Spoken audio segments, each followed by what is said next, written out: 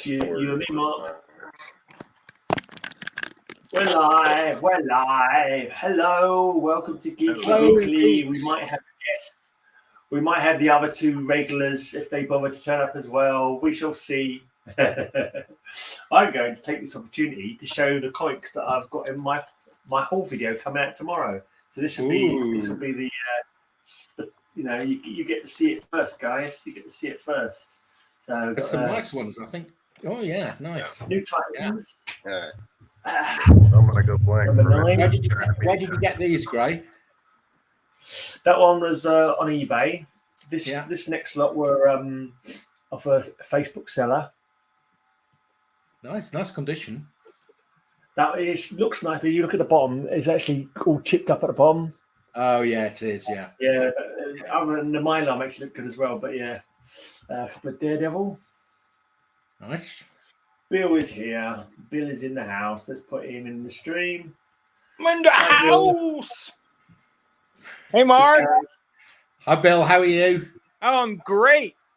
Hold on a second. Oh, crap. Oh, wait. Finish off this Green Lantern run with this comic.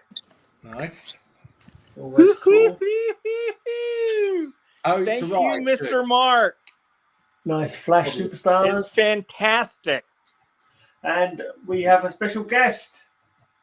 Dun, dun, dun, dun. There I am. Yes. Hello. The one. Look at the camera. The only. Tom Orzechowski. Tom, I wore this shirt in your honor today. It's probably ripped off from you, but it's beautiful. It is beautiful, isn't it? So I just have to say up front, I was one of the first people to interview you on your first podcast. I don't know if you remember back 6 years. No. But, yes, of course. Yes, Bill.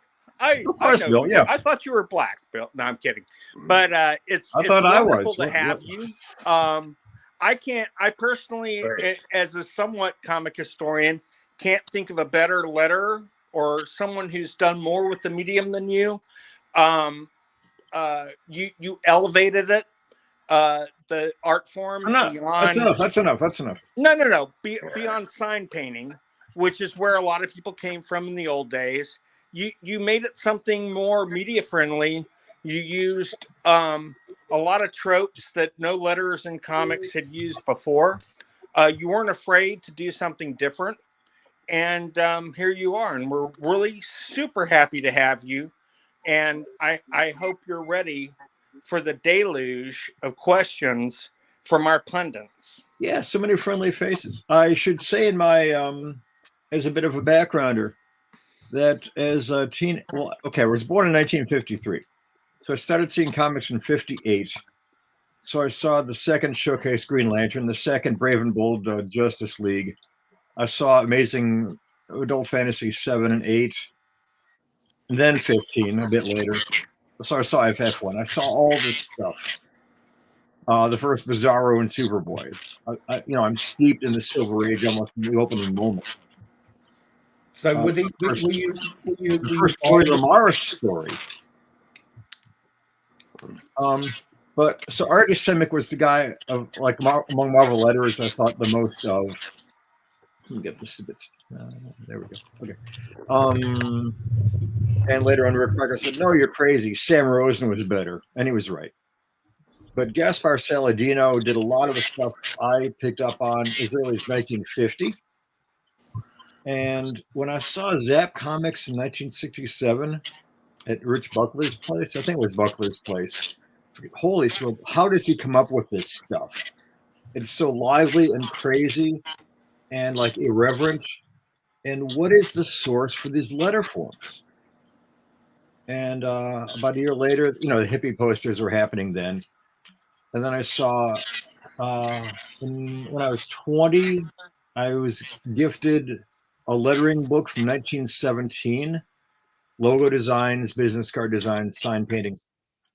And then I saw the Spirit magazine a couple of years later. The splash pages Abe Kenningson did. And I figured, where does he come up with these things? What is happening? And how can I bring that to Marvel? And this stuff has happened, but basically, yeah, Artie Simic graduating into Robert Crumb, and then Barry Smith with this crazy Art Nouveau stuff. And it's Franco with his ultra graphic design. You know, how do I synthesize this stuff into a design philosophy? And after 50 years, I just don't know. Isn't this your 50th anniversary, basically, for starting with Marvel? Yeah, I began my 51st year on January 2nd. That's amazing. That is so great. It is. They still want me. What's so funny is you're still very young, and it's amazing to me that, well, you are. I mean, for someone that people have known for half a century, you're young. And I'll be 70. Pardon me, I just was 70. Well, I guess you would have remembered that if you weren't 70, right? I'm kidding. But I was 19 when I walked into the office. That's it. That's amazing. The one. Zap number one. Zap number one. How did he come up with that? I didn't know until later about the 1920s jazz sheet music. Right. I think everybody crazy. Look, I'm putting my paw prints all over Zap number one. That should be slabbed. What are you doing? Yeah, no. We're anti-slabbers. I guess you're the master of ceremonies, Bill. Experiencing it. Yeah. That's the way you should experience a comic. Yeah, Kyle is a sniffer. I am. If I don't smell mothballs in a comic, an old comic, I don't feel like it's real. Okay, well, Gray, Mark, Bill, you're in the same room? Kyle? No, we're in the same country, but not the same room. Oh. I'm in Indianapolis. I'm in San Antonio. And the other tier from across the pond, as it were. These Graham's London, Mark is what, North London? Essex, yeah. Essex. Bill's San Antonio. I'm Indianapolis. If Johnny comes on here with us today, who's in these little images, he's in Montreal. And if Nevs gets his head out of his backside, he's in London as well. So I'm almost in Cleveland. Yeah, we got a global panel going on here, but what fun. I was going to do the intros and stuff, and Bill had said, hey, let me do the intro. And we're all like, hey, great. You know, there you go. So what do we want to talk about today? Well, I only wanted to do it because we have this history, but we want to delve into you biographically today. We want to start at the beginning, right, guys? Yes. Oh, hold on. Before you get too far into the Q&A, I'm going to let him know the setup because I thought we might have been able to do this backstage. Oh, go, please. This is a goof off, buddy. I'm telling you, Tom, this is a goof. Okay, but we're live now. You can lead this any way you want. Amen. Comfortable as you want. Pick any topic you want. Show old comic books and talk about your love of the old tattered books.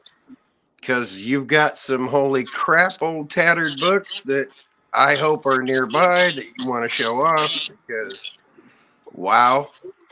Of course, we're going to pick your brain. But if at any point in time this gets remotely boring to you, hit the pause button. Tell us to shut the hell up. Go off on a tangent. Have a laugh. Have a cup of coffee. The whole concept of this is for you to be as ridiculously comfortable as if we're all sitting around a coffee table.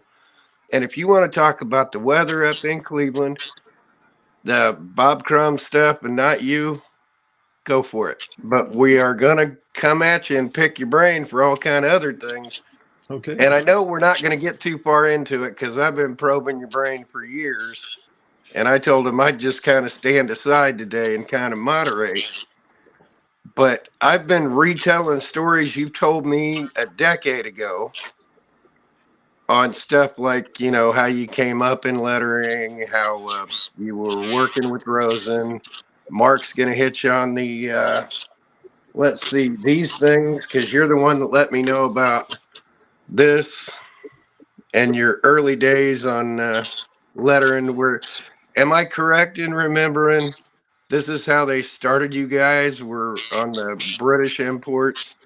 That's where they correct. start giving you, yeah, okay. So, yeah. Now, Mark, I'm going to let you tell all that on story. Mighty World of Marvel and Spider-Man Comics Weekly on my first day in the office. There was a very wonderful woman named Linda Lessman, who's an Uri Severin group of colorists, and for some reason they tapped her to do them do some misspellings, right? So curb, check, elevator becomes lift, all these things. I had to do those. I knew about 50 of them by heart.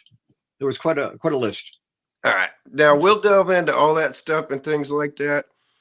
But were your boat keeping you out of the water? You steer it any way you want to go. You goof off. So we're not talking over each other. When you're telling a story, if a guy comes up with the next part, I'll keep an eyeball out and I'll kind of, moderate so they don't have to worry about nothing but hanging out and talking with you. Let your hair down. Get as comfortable as possible. Cuss to your heart's content. Don't worry about biting your tongue if that's the case may be, or tell us not to cuss to your heart's content. But this is us welcoming you into the room going, hey dude, hang out for a bit. I'm gonna brag because I know the guy whose fingerprints are all over like X-Men 123, 137, Spawn 1, the Balmeric portfolio that you did the design to. Oh, Sessions, yeah. Yeah, so I mean, it is British. I'm going to lift this up here because it is a bit risque, so I'm going to cover up some of the nudities, but Tom did that. And yeah, it was a long word, and I needed narrow letter forms, and so it's kind of vaguely deco, but it's original thinking. It's not typography. Yeah, and okay, well, Gray, Mark, yeah. All right, and about calligraphy and stuff, I'll take your brain, but I've known so much of this crap for so long. I'm going to turn it over to these guys. You guys dive right in. I'm just going to sit off in the side and smile and have fun. And like I said, Tom, anytime, if it's across the board or anything, say, hey, no. If not, just hang out, dance, have fun, have a laugh. Go get him, guys. Oh, yeah, I'll name names. I've known wonderful, Starlin, Milgram, Terry Austin. I've known so many people for 50 years. So, Tom, can I just ask you a question? So, certainly. At what point? I think you started off as an artist. Am I correct? I was a teenage comic book illustrator wannabe. Yeah. So, what made you? What caused you to change from being an artist to being a letterer? It was really two things. I took when I was in what we used to call junior high school, is now called middle school. I took architectural drafting and mechanical drafting, and of course, you had to do lettering along the edges of everything, labeling everything. And I had a steady enough hand. I was dedicated enough. I was just the kind of person that would do a thing carefully and well. So we had A's in these classes. Yeah. It taught me to think accurately in 2 dimensions, how to fill space adequately, how to center things, how to draw circles freehand, and how to do lettering. And at 15, which was a year later, I was at my second comics convention. This was in Detroit, where I grew up. It was 1968, so Motor City was still a hot place. It wasn't bankrupt and demolished yet. That was still 5 years away. And met some people I still know, some people I saw last week, actually. There was an artist, a young man named Arvell Jones, who was my age. And there was Michael Kucharski. Mike has been an exhibit designer and senior designer at the Detroit Historical Museum. Wow. And Arvell, it was kind of funny. 5 years after we were all met together as fanboys, I was working at Marvel and lettering Iron Man for a writer named Mike Friedrich, who's dropped off the scene subsequently. And Mike was having Iron Man drawn by George Tosca. Yeah. Well, Marvel was having it drawn. And I don't know quite what was behind it in Mike's mind, but he wanted a different look on the book. Maybe sales were flat. Maybe he felt that George was not really giving him anything original or like emotive in the work. It was just the same old book month after month. So he told me one day, we got a new artist on the book, a guy named Arvell Jones. I was doing zines with Arvell a year earlier. That was just a laugh. Yeah. Now Arvell, okay, this becomes, everything becomes a good story. Arvell and Keith Pollard are tight friends for 55 years or so. They went to the same high school. And Keith was a real kind of a bombastic individual. Arvell was more of a fun guy, more laid back. And they both could draw really well. In fact, I quit drawing because I saw how good they were at my same age. Okay. And then I met Terry Austin Keith 2 and years Arvell. later. So I figured I can't even ink. I can't match these people, but I could do lettering. Yeah. And I could edit because I was taking journalism. Okay. So I was correcting the scripts. I got one script where the word strength was spelled 3 different ways. None of them were correct. So that was my gig. And so I was, still able to be part of the gang. Yeah, great. So Arvell and Keith took their portfolios to see John Romita around not long after I was working in the office already on Mighty World of Marvel and Spider-Man Comics Weekly, correcting the books I'd bought 10 years earlier. So the earliest stores, Spider-Man, those were the UK ones, and you were working on them from the US. Is that right? That's right. Yeah. Okay. Yeah, they were being packaged there. Yeah. I got to pull a few of those out upstairs then to show them up. So yeah, that's what I was wondering. Like Let me you were talking about. Let me just finish the one story with Arvell and Keith. Yeah. They're up there with Romita, and they're showing the stuff off. And Keith has done some really nice, spectacular kind of pinup style things of different Marvel characters. And Arvell's pages are more storytelling, more moving around. And Romita said, well, the problem I have here, Arvell, is that, the storytelling is all dynamics. It's all kind of Jack Kirby feeling. But the problem is you can't draw. And with Keith, it was all these pinups, but where's the storytelling? Where's anything that we care about? And so they both ready to leave the office, dejected. But John continued, but between the two of you, I've got one artist I can work with. And so Arvell did layouts and Keith did pencils. And they got the Iron Man gig. So I got to letter these guys for Marvel like a year after we were doing zines together. Wow. Great. Absolutely spectacular. And I got more along the same themes, but I mean, that's how it is breaking in at that moment. They needed a lot of people right away. They were expanding like crazy with living money. Yeah. And the Detroit contingent came in and took them by storm. Yeah, we got to be called the Detroit mob over time, but it was just, like 6 or 8 of us from the immediate Motor City. Yeah. And you guys are all still in touch. Those that are still with us, you're all still in touch, aren't you?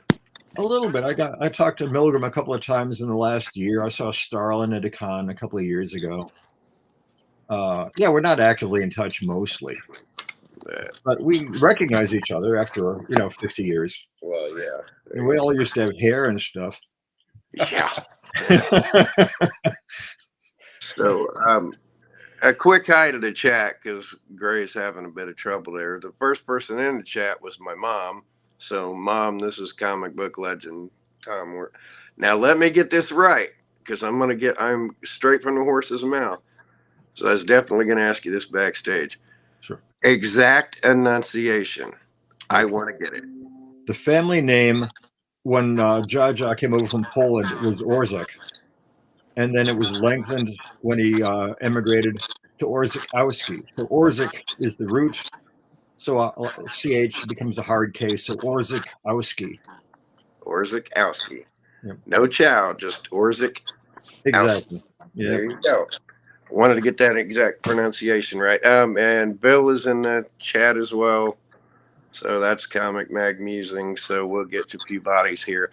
Now I'm catching a bit of feedback from somewhere. Is there a little bit of echo or feedback? So now we're all silent. I feel I sound okay over here. Okay, cool. Now before I'm gonna cut this loose on Mark because Mark has been chomping at the bit to talk to you about those Mighty World of Marvels and things like that. And again, I cross-pollinated the two because I hear so many stories over the years. I get kind of truth adjacent, as they like to call it.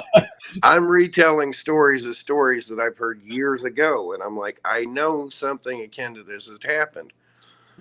And I'd been telling them about how they started you guys on those things and how you had to parse the idioms and change the language and things like that. Now, was that only in the Mighty World of Marvel? Or did you do it on the regular books, or was the only word that was changed was on that banner across the top? There was, there were numerous. Jail is spelled Jail in the States, GAOL in the UK. Elevator becomes lift. The earliest Marvel stories, Thor, Ant-Man, these things, were all about the Russians and the communists. And 10 years later, editorial figured, the UK doesn't care about Soviet communism. And so they created a new nation called Bodavia, which had different insignia, kind of a lightning bolt. And so I guess it was Mike Esposito had to redraw the insignia and the uniforms on the aircraft, on the, military hardware altogether. The script had to be modified to refer to Bodavians and not communists or Russians. So I did those. And then not long after, I met Chris Claremont that same spring in '73, a couple of years before X-Men was relaunched. Good Lord.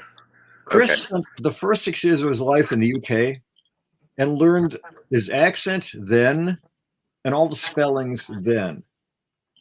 So I was having to modify his X-Men scripts gently to put US spellings in place instead of UK spellings. That's a funny twist. I know, my buddy. So Chris, pardon me. So Chris would naturally do it in English, wouldn't he? I suppose. Yes, that was his manner. That was his style. Yeah. And I can't think of anyone I'd rather work with again. But I can't get into Marvel at this time. They have a fellow named Chris Eliopoulos lettering all their books, or 99% of them. Mm-hmm. And about 2 years ago, this time they had Chris Claremont 50th anniversary issue featuring a lot of his characters. Bill Sienkiewicz did some work in there, and I forget who all. And so I have to letter that one. Okay. But any new series of his, he's got a Rogue and Gambit series out there now, for example. And I think X-Men Forever or some such thing is out there again. With I think Alan Davis is drawing for him. I don't recall anymore. But I can't letter them. I just can't. They won't allow me in the office, as it were. I can't get into the server. I'm not assigned. What did you do wrong? Did you publicly expose yourself, or what? What? Well, it's just that they have a conflict with Eliopoulos and his gang to do all of the Marvel letters. Okay, all right. So it's sort of like cartoon. Otherwise, I'd be back there instantly. Yeah. Yeah. So can I just ask as well? Presumably, at some stage, you were doing all this lettering freehand, Yes. which must have been amazing. I mean, you must have had a really steady hand. I still do, but yes, you still do. That's amazing. But did you, at some stage, did you move to digital? yes, I did. Okay. In One of the first, actually. I may have been the first actually before Yeah. Comicraft came into being as a company. In 90, let's see, in 89, Yeah. a friend of mine, a fellow, he's gone now. His name was Torrance Smith, and you've never heard of him, but that's okay. He sold everything he had and moved to Japan for a couple of years because he wanted to put together a company. He saw that manga was going to be enormous as early as about 87. Mm-hmm. And it's, good, tobacco in the room. Yeah. Or is that one of those herbal jazz cigarettes I hear about? No, I'm downstairs. I leave my library and come down here when I'm trying to shut up and lay back. I come down to the garage and sit back and have a cigarette and enjoy the moment. I'm the herbal jazz guy, but I don't do it on camera anymore. So It's been about three dozen years since I've had any of the jazz smokes. Anyway, Well, damn it. Warren came back from Japan, where he was living with animators and manga artists and learning the language and making connections, because he wanted to create a company that would translate anime and manga into the States. And it ended up being just manga. And we did Nausicaa for Viz Comics in 89. Yeah. 90, Yeah. and maybe even 91. It was taking me so long to letter the stuff and do the wide range of sound effects. The gunships all had different sound effects. Different things had distinctive, something like a John Williams, movie score. Each character has their own soundtrack, their own musical notes. Torn figured I could do Nausicaa faster if I had a typeface based on my hand lettering and only worried about the sound effects being done by hand. And it took a year to create an actually viable typeface. So by then Nausicaa was finished. And it ended up being used for Appleseed, Dirty Pair, we did just reams of manga, amazing amounts of manga while I was doing X-Men. So I can pull out the Appleseed and Dirty Pair books I got upstairs, and that's got your fingerprints on it too. Oh, sure. Oh, good Lord. In fact, right here. Oh my God. I was in France on a junket for a convention, and then a fellow owed me a favor he felt, which I didn't think so. But if he wanted to give me 2 weeks paid travel, meals, hotels in Paris and Toulouse for 2 weeks, I figure I will say yes. Why not? We were at a street market, like booksellers and people selling foods and things like you'd find in any principal city on a nice weekend. And there was a bookstall, and he had this French edition of Appleseed, and it was in French, but the sound effects were the ones I did, and my wife did it also. So it was our sound effects in a French book, 40 years after the fact. So how lovely, what could be better? Yeah. I'm in Paris, and there's my work by the River Seine. So the sound effects hadn't been translated into French. No. Sacre bleu. The way it worked was that we were getting photostats a little bit smaller than Marvel size boards, but a bit larger than published size of the Japanese boards. And the Japanese dialogue was still in place, the typography, and the Japanese sound effects, which were hand-drawn. And our job was to eradicate the Japanese dialogue, put ours on top of it, and paint either with ink or actual white paint English language sound effects over the hiragana, katakana, and kanji sound effects. And I got a real flair for this. And you have to be really loose because they have, spikes and extensions all over the place. Those letters are very florid. Well, letters, those graphical forms, those language forms, whatever they're called. And this loosened me up so that my sound effects for X-Men and then Spawn and then Savage Dragon later on became like way over the top, not Marvel looking at all. Because I was used to working with paint rather than just doing a rather ordinary stick figure like Marvel sound effects. Yeah. And so it's been one of my trademarks if anyone cares at all. But I think I've gotten a lot of gigs from smaller publishers because my stuff, and from Todd McFarlane 30 years ago, because my stuff was just nuts on the page. It didn't look like anyone else. Yeah. I'm going to come at you with a little bit of platitudes again. I know Bill hit you in there. Oh, don't. No. I'm going to turn the mic off. Dude, it's like you are a pillar. It's like eating honey. It's really no, but you are like a pillar. You are genuinely like a pillar. The way you viewed Rosen, the way you viewed those guys, you've been that kind of pillar in the community for guys like us for decades.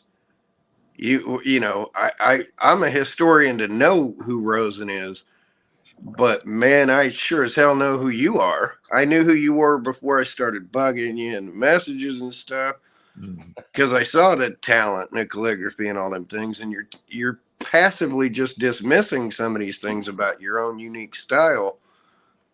And I'm telling you right now, because I've been biting my tongue, damn, that's some good stuff, buddy. That is some good stuff.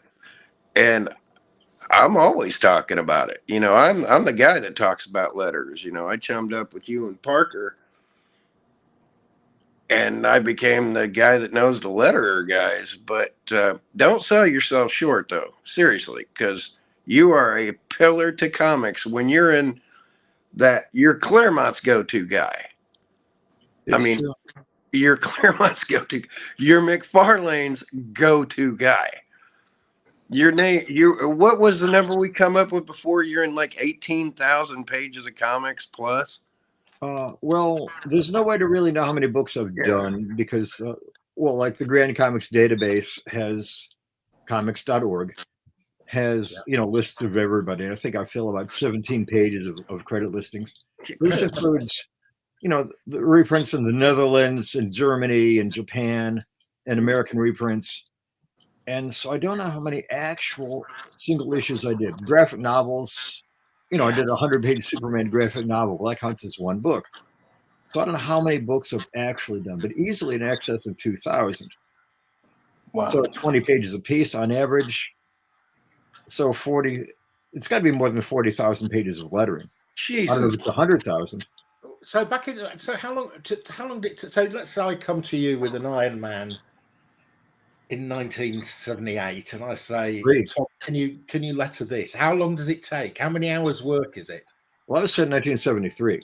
73. Okay, 1973 then.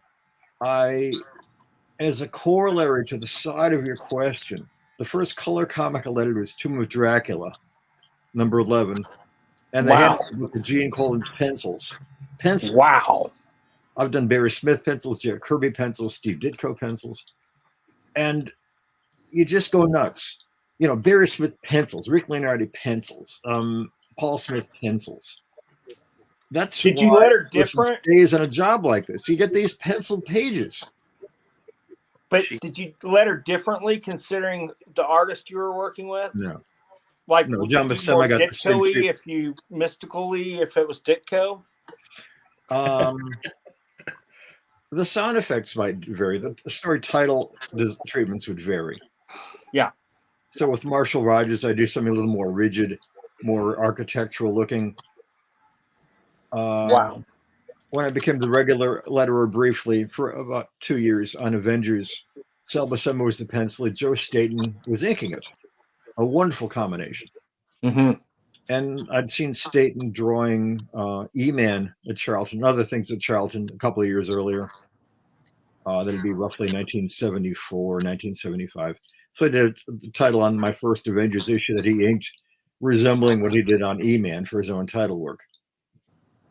But otherwise, it's just as the mood strikes me. Or if there's no time, often I would do the titles last. So I know if I can take all day on a title to make $10, or I'll do it in half an hour because I had to get out the door to the Federal Express office. I was going to FedEx sometimes 6 days a week. Wow. Because I would be lettering, you know, New Mutants, X-Men, Wolverine, What If, Roy Thomas books like The Invaders. I was doing a lot of books through the 70s and 80s. And yeah, FedEx. I could time it so I could be there with 2 minutes to spare. Wow. I really loved your lettering with John Byrne's art, especially throughout the Dark Phoenix saga. Yeah. I thought and my two favorite books you ever did were the two-parter of Days of Future Past. I thought you did a wonderful job on that. It had you all over it, really. I mean, the sound effects, everything you did on that, to me, were pure perfection. And I've always, anytime I think of you, I think of those two issues for some reason. So, but you just, you know, it's funny. It's evident that you take the time to meld with who you're working with, in a sense that it has to fit the property. And, you know, some letters don't seem to connect to that, but you always have. And I think that's something people appreciate about you. Well, thank you. You're welcome. I was just, it's like, great, how you doing? You know, if you're a musician, if you work in a kitchen, you know, you're designing fabrics, you know, whatever. If you do a thing for like your own hobby when you're in school, it's one thing. But when they're paying you money to focus on one thing only, Yeah, it's amazing how rapidly you can get better at it. exactly. No, absolutely. I've been lettering X-Men. I did 94 just accidentally. I would just get boxes of pencils. I was living in Berkeley then. It was about a mile from the Berkeley campus. So I didn't go to Berkeley. I just happened to live close to the campus because an apartment became available. And who wouldn't want to live a mile from my college campus? Yeah. When you're in your middle 20s. Hey, Brian. Yeah. Bookstores, cafes, the whole deal. And so it sent me, you know, it sent me like Living Mummy and who knows what, Werewolf by Night. I'd get just anything in the mail. They just send me anything, whatever was at the top of the stack to be done. And so X-Men 94 came my way. And I hadn't seen Giant Size yet. So there's the splash page, and there's Cyclops and Charles and a few others I recognize, but then new members. So who are these people? And let's see, the next one I got was issue 105. And I was living back in New York or visiting by then. So Chris Sodworth, I got Burns' first issue, which was 108. And I think I did one. Yeah, at that time I'd been at it for about 3 years. And I figured my work is not getting any better. And I don't want to keep bringing down the appearance of John Buscema's pencils or whoever I'm working with. So I started studying calligraphy. And within 3 months, my hand lettering got so much better because the proportions made more sense now. The spacing, I understood how letters are related to one another as graphical design units. So that's kind of how it happens. I was paid to focus on getting better. And then once the book was fully mine, which was essentially with issue 120, so now we're like a year into John Byrne, who was like, you could watch he and Claremont going insane in the best possible way on that series. You know, as a buddy act, I can't, it's possible they were, well, actually, like Paul Galassi and Doug Mensch on Master of Kung Fu, the same thing. Long-term commitment, going nuts, going beyond anything you thought they might have written otherwise or drawn otherwise, because they had Master of Kung Fu, traveling the world, just, you know, crazy paranoia stuff, incredible stuff. And so for John's X-Men, I figured, okay, Jim Novak by then was like the most requested Marvel letterer. He was the top of the stack from preferences. I think I was still second tier, maybe third tier at that time. But for X-Men, I figured, okay, let's come up with a distinct graphical approach to the splash pages. So I created this kind of if I have to define this well, a semi-unseal, kind of a block unseal style that was kind of vaguely Irish European looking. And I kept that up for about a year, and I figured, well, I've done that now. But yeah, so kind of because it was John's book and it was traveling the world in outer space, I figured, okay, let's give this its own distinct persona. And then Dazzler came in issue 130, so I did a really florid, scripty treatment of her name because I figured, okay, this is like top of the stack. This is like fashion design. Which the influence came to me because I was reading the Spirit magazine with all those incredible splash pages that Abe Koenigson did for the Spirit. So in every way, I'm kind of paying homage to my betters from the previous generation or two. And if it looks good, then it's because they inspired me to work harder. So once you'd done the lettering, did the editor ever come back to you and say, this is no good, do it again? Or did they ever say, this is really good, I like this new style you've developed? No, I never got a word. You folks, you guys tell me these things.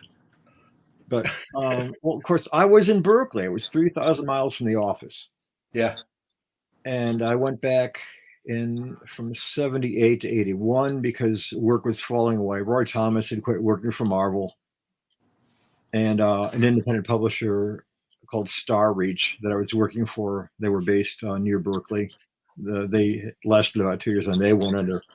I did some undergrounds for Last Gasp of San Francisco. That was not regular gigs, but I did some lettering and some undergrounds.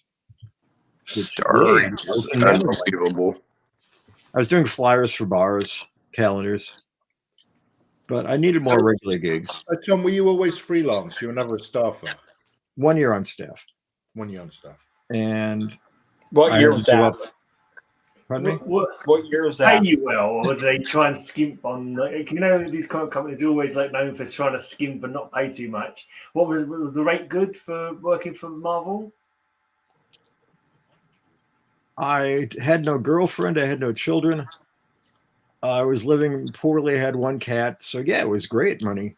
That's, what is it? 117, 120? 120. Okay. Oh, look at that. Look at that. Look at that name. Just in all the books. Uh-oh, I opened one. I got to snip it.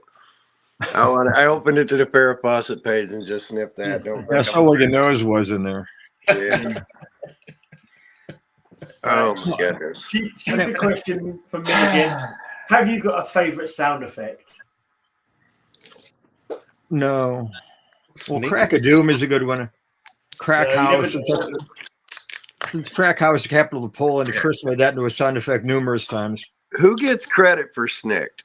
Is that That was Chris. that was Chris? Chris came up with Snicked. Well, that's complicated because Len scripted the Hulk when he first appeared there. But at that time, Wolverine's backstory, which was not actually stated, it was just kind of, the official Bible, was that Logan was a teenager, that the claws were attached to the gloves. Yeah. And then I believe Chris decided, or maybe it was John, that every time the claws come out, he's tearing his flesh again. And it hurts like the devil every single time. And then Archie, whoever the editor was at that moment, said, well, no, we're not going to do that. Let's just have housings. So it's always coming out of an aperture on his wrists. Okay, so it's not actually causing agony every time. But it could be that Len came up with Snicked. It could have been Chris. Might have been Dave. I mean, right there in Spawn 1, Number one. directly under Todd's name. Yeah, How many headers, how many titles are your handiwork? How many of these are you? Not many. A dozen, maybe 18 on the outside. Is that all? Gee, maybe 18? Come on. Wow. I was not the person who they kept coming to for title designs. And yet you still did like 18 of them. Oh, good Lord. Something like that. Beyond Marvel. For Eclipse, other places. If you go to my page on Facebook, I've got in my photo groups, I've got a gallery called Been Here Done That, and it's a lot of title designs, logo designs, story title designs I've done over the 50 years. Not everything, but a lot of them are there. I've done some book jacket, title designs. I did an LP when I was in Toronto for a metal band. Have any of your titles been used in the Marvel universe? Well, Wolverine, New Mutants. Oh yeah, yes, very much so. Which go back to the metal band. It was called Hellfield. They were kind of HELLFIELD. I like the last part. Approximately 1977. I think they had one LP. And they weren't really metal. They weren't really goth. It was a time when punk, like disco, was giving way to punk. And the electronica, like I heard Kraftwerk there for the first time. I first heard Sparks when I was in Toronto. This goes way back, but I see people nodding, so okay. Oh no, you can talk Kraftwerk and punk and all that stuff all day long. Yeah. I mean, look at what I'm staring at right here. I can't quite read it. Oh, let me back up here a little bit. London Calling by The Clash. Oh, The Clash, yeah. And then I got to brag about this. This is my Mick Jones autograph to 2000 AD because, one of The Clash sent me a signed comic book, so nerd cred. So. I was going to punk venues when I lived in Manhattan in the late 70s. Oh, it was an incredible time, an amazing time. Yeah. You've got the sticky stuff from your shoes from CBG. Oh my God. Yeah, that was a restroom for the ages. Oh my God. That's why I said I just want to dive into your brain and go, hey, tell us this. And I don't want to forget before we get sidetracked. And I got to say hey to Brian LCS in the chat and Promiscuous Time Traveler Kyle. How you doing, guys? Hope you're enjoying this. I don't want to forget to ask you about the Ditko elevator story. Oh, yeah, this is a pretty good one. There are so many good stories, but this one, yeah, because I actually did see Steve Ditko, except I didn't perceive him. Al Milgram was an editor up at the office at that time, and Al's got, rather thin on top and a bit of fringe on the side, brown hair and horn-rimmed glasses, and just an ordinary-looking fella. He was about 30 at the time, and he was in the corridors outside of his own office with a fellow that figured maybe that's his uncle, maybe it's his father. Looked about the same. And I was walking into the bullpen, they were leaving, and so I didn't think anything further about it. And about 2 minutes later, Klaus Janson came bursting into the place and said, my God, I just saw Milgram and Ditko in the lobby. So I saw him but didn't perceive him. That's hilarious. I think he was penciling ROM at that time. Yeah. Or Where all the Speedball. inkers were lining up to be like, Yeah. hey, let me be next. That's why his ROM run has a different inker on pretty much every issue. What Russell got 2, but everybody else got 1. Yeah, Laylaha did one. Ron, let's see, Aiken and Garvey. I can't remember their names. Ian and Brian. Ron Garvey. Ian Aiken and Brian Garvey. Ian, yes. Yeah, they did a lot of them. But what else was he penciling? I know he did a Micronauts annual. Oh, anyway, yeah, people were lined up to ink. Yeah. And then he went and created Squirrel Girl. Yeah. Yeah. Co-created. Yeah, I think who was the writer at that point? Yeah, the writer apparently. Bill Mantlo was on ROM. It was in an annual. Might have been Bill, but I believe Bill turned in the script, and then Ditko happened to receive the script. Yeah. And so he was the first to visualize her, but Bill came up with the concept and described her. And the same with it, Bob McLeod was the first person to draw the New Mutants team, but Chris described them all. I'm just in awe. I would have killed to have been a fly on the wall for some of these conversations. Hey, this is what I'm looking for here, and that's what I'm looking for there. And what you guys would find business and mundane. I'd love to have the scraps of paper where you were writing down notes and just throwing them on the floor. I'd have those framed up on my wall because, I mean, there's boxes of this history behind every one of us. And you've got inside dope on 90% of my library. Well, you have extraordinarily good taste.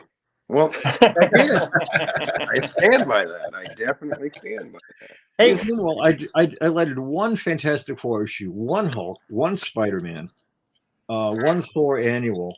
I just wasn't given the key books, the Keystone books. I was given the odd projects on the side. I think X-Men counts as a key book. It became a key book. Kidding. Yeah, well, Byrne declares that it didn't really make royalties much when he was on it. It was growing. Okay. And then who came next? Byrne left. Oh, Dave came back. Yeah, Dave. Could Dave not and then Paul. book. Paul Smith. Yeah, Smitty came after Dave. And he stayed 10 issues. Wouldn't even commit to a full year.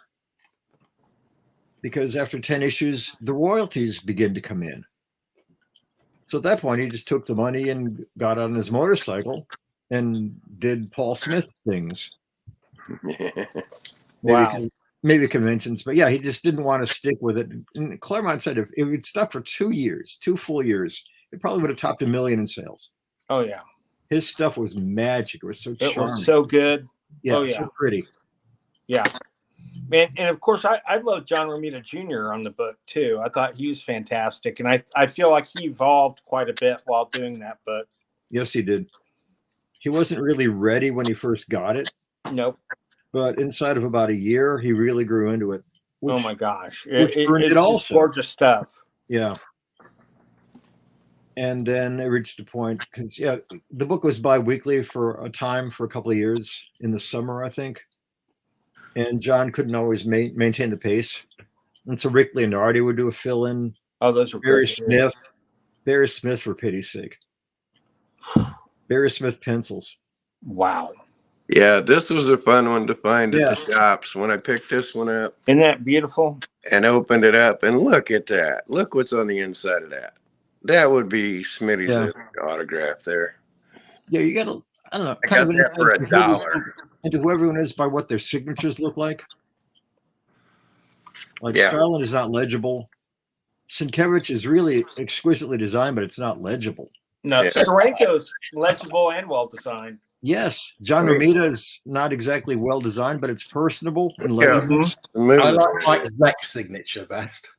Yeah, Zach is an artist when it comes to his signature. So I'm guessing the letterer has got the best signature, I'm guessing. Who do? Tom, The letterer has got the best signature. You can It's show not it. as stylish as Steranko, but then no one is as stylish in any way as Steranko. Yeah. Now, I agree. speaking of letterist autographs, I think I've been on you since about 2010. I need an Orr's autograph. I need an Orr's autograph in my stacks, buddy. But yeah, I don't do a lot of conventions because I'm not in the A list. So, like, if somebody wants to pay my hotel, my airfare, yeah, I can do it. Give me a free table. yeah. And you some are A conventions- list. You don't get the A list recognition, but you are without doubt A list. I Well, do get a hell yeah, little I bit can't of think it. of a letter who's better. Honestly. Yeah. Gaspar Saladino. And Gasp. Okay, all right. I'll Gaspar give is you the that. best there will ever have been and ever will be. Yeah. All right, I'll give you What that. what one. about what Question. about Irish Snap? How do you feel about him? I thought he was really good. Simic I met his daughter when I was for about 2 years while I was in Manhattan. I was renting space at Neil Adams' studio. Uh-huh. I didn't work for Neil except on a couple of gigs in the advertising division there. But I needed a space to work. My flat I was sharing it with 2 other people and just wasn't really room enough. So I was renting a small room about the size of an average bathroom. Marshall Rogers and I were sharing that space. And there's 2 drawing tables, 2 filing cabinets, a sofa, and a couple of little tables for ashtrays and, what have you, cups of coffee. And we worked there. I let a Detectives Incorporated for him there. That would be roughly 1980. Mm-hmm. Where was I going with this? Are we bored yet? What was the question? We're talking about Artie Simic. Oh, Simic. Yes. I met No, Gene Simic, Irish his Snap. daughter. Irish Snap. Irish Schnapp. Irish Wonderful. An outstanding designer. Snap. Would you call him a letterer? Oh, absolutely. Yes, he was classically trained in Germany and then fled to the States with his family and was lettering for DC starting almost at the beginning, about 1940, Mm-hmm. and doing house ads, lettering thousands of stories. He was immediately on the Superman books and anything that was kind of prestige and of a more elevated reception, popular reception. But yeah, had some great logos in the 60s, by the way, like Metal Men and Metamorpho and things like that. Just outstanding. Oh, yeah. I think his logos, well, certainly in the 50s. I don't know if he did logos in the 40s. I'm not sure how DC ran its business back then. Todd Klein's blog runs everything down. Mm-hmm. He's doing like A to Z on logos as to who designed them. I love what where Todd's went. doing. But yeah, so I met Gene Simic. Artie was already gone by then. And we chatted a bit of like eye contact, but I was kind of shy. So there you go. And she'd been married twice. I figure her expectations are probably beyond my own limited expertise. I'm going to leave that at that. But yeah, Artie had been a sports cartoonist for a local paper, maybe in Manhattan or thereabouts in New York City area, and found that there were gigs available for letterers everywhere throughout the 40s, early 50s, and specialized in that. I don't think he ever drew anything, even like cartoons anywhere, once he took on lettering. Mm-hmm. And he was still alive while I was working with Marvel, but it never occurred to me to look him up. And he was still lettering for another couple of years or so. He died relatively young. I've outlived him by now. Wow. That's But amazing. yeah, he had a very solid draftsman-like approach in his work, which I could relate. Can I ask And you a very Robert basic Crumb. process question? So, Yes. who went first, the colorist or the letterer? So, did you get the stuff before the colorist did, or did you get it after the colorists had done their work? When I began, I was sent pencils. And so I'd Okay. load the pencils, and then I'd send those off to the inker. Right. And once the inker turned them back in, then they'd make reduced copies, and those would go to the colorist. Yeah, right. These days, Todd McFarlane will send me, well, of course, it's it scans. Yeah. Generally, sometimes it's pencils, sometimes already colored, but usually not. Okay. And generally, coloring and lettering happen concurrently. Later. Yeah. Okay. Concurrently. Okay. Interesting. And can I ask you about? So I'm a UK guy, and I've got a load of UK price variants. So here we got a good example. I got these today, both of them Nice. date. So it's the Daredevil 11. 11. One is a pence copy, and one is a cents copy. Yes. Okay. Now I looked inside the pence copy because Kyle told me that the letterer would go in and it changed the English word. Well, I have to say I went into this, and the word colour inside of this is not spelt the English way in the UK in the pence variant, and also the word glamour is spelt the American way as well. So nobody's been through this and changed the spellings to the UK version. Whether that changed or not, or whether you just did that for the UK, the Marvel UK stuff, I don't know. But this one in particular, the spellings inside are still the American spellings. But that was 65 also. Yeah, this was 60. Yeah, 65. Yeah, something like that. Right. That's interesting. Yeah, since we were packaging Mighty World of Marvel specifically for the UK release, yeah, I suppose that Roy Thomas or whoever was making these decisions, or else, Saul Brodsky was my boss. He had his small bullpen that handled the British reprints as well as the black and white magazines that began at that time. Yeah, So exactly. Monsters and Tales of the Zombie. I mean, I have to say, I always thought that the only thing they changed on the printing press was the price point, because trying to change all the print plates with all the wording would be really complicated and add cost to the printing process. Yes. So I never thought that the internals were different. I always thought the only change they made was just to the price thing, because otherwise. And then the banner, when now you're in 65 there. Yeah. So the banner came up in what, 73? Yeah, but then you're only changing the front page. You're not having to go in and change all the internal pages. Yeah, they may have been printed at the same plant and then shipped across the Atlantic to the UK. Yeah, rather than being printed and bound in the UK. Yeah. Oh no. Yeah, exactly. These, I think they were all printed on the same, printing presses. And well, now, like I said, somebody other than Tom, I got word through the production stuff because I'm a production guy. Like they set the certain amount of which is going to the UK, and they changed the typeset on the printer, and the first 3 to 5% or whatever that was going over there that had to be shipped. Yeah, that's the first that was stamped and shipped out, and then they changed the header and did the rest for the US so that they could get that out quicker. Okay, Kyle, I can't remember who I talked to about that. I don't know. I know it wasn't Brodsky, but somebody. I don't know. You spoke to Alan Brodsky? I don't think it was Brodsky I talked to. Because, again, I juxtapose you guys over the last 10 or 15 years of these conversations.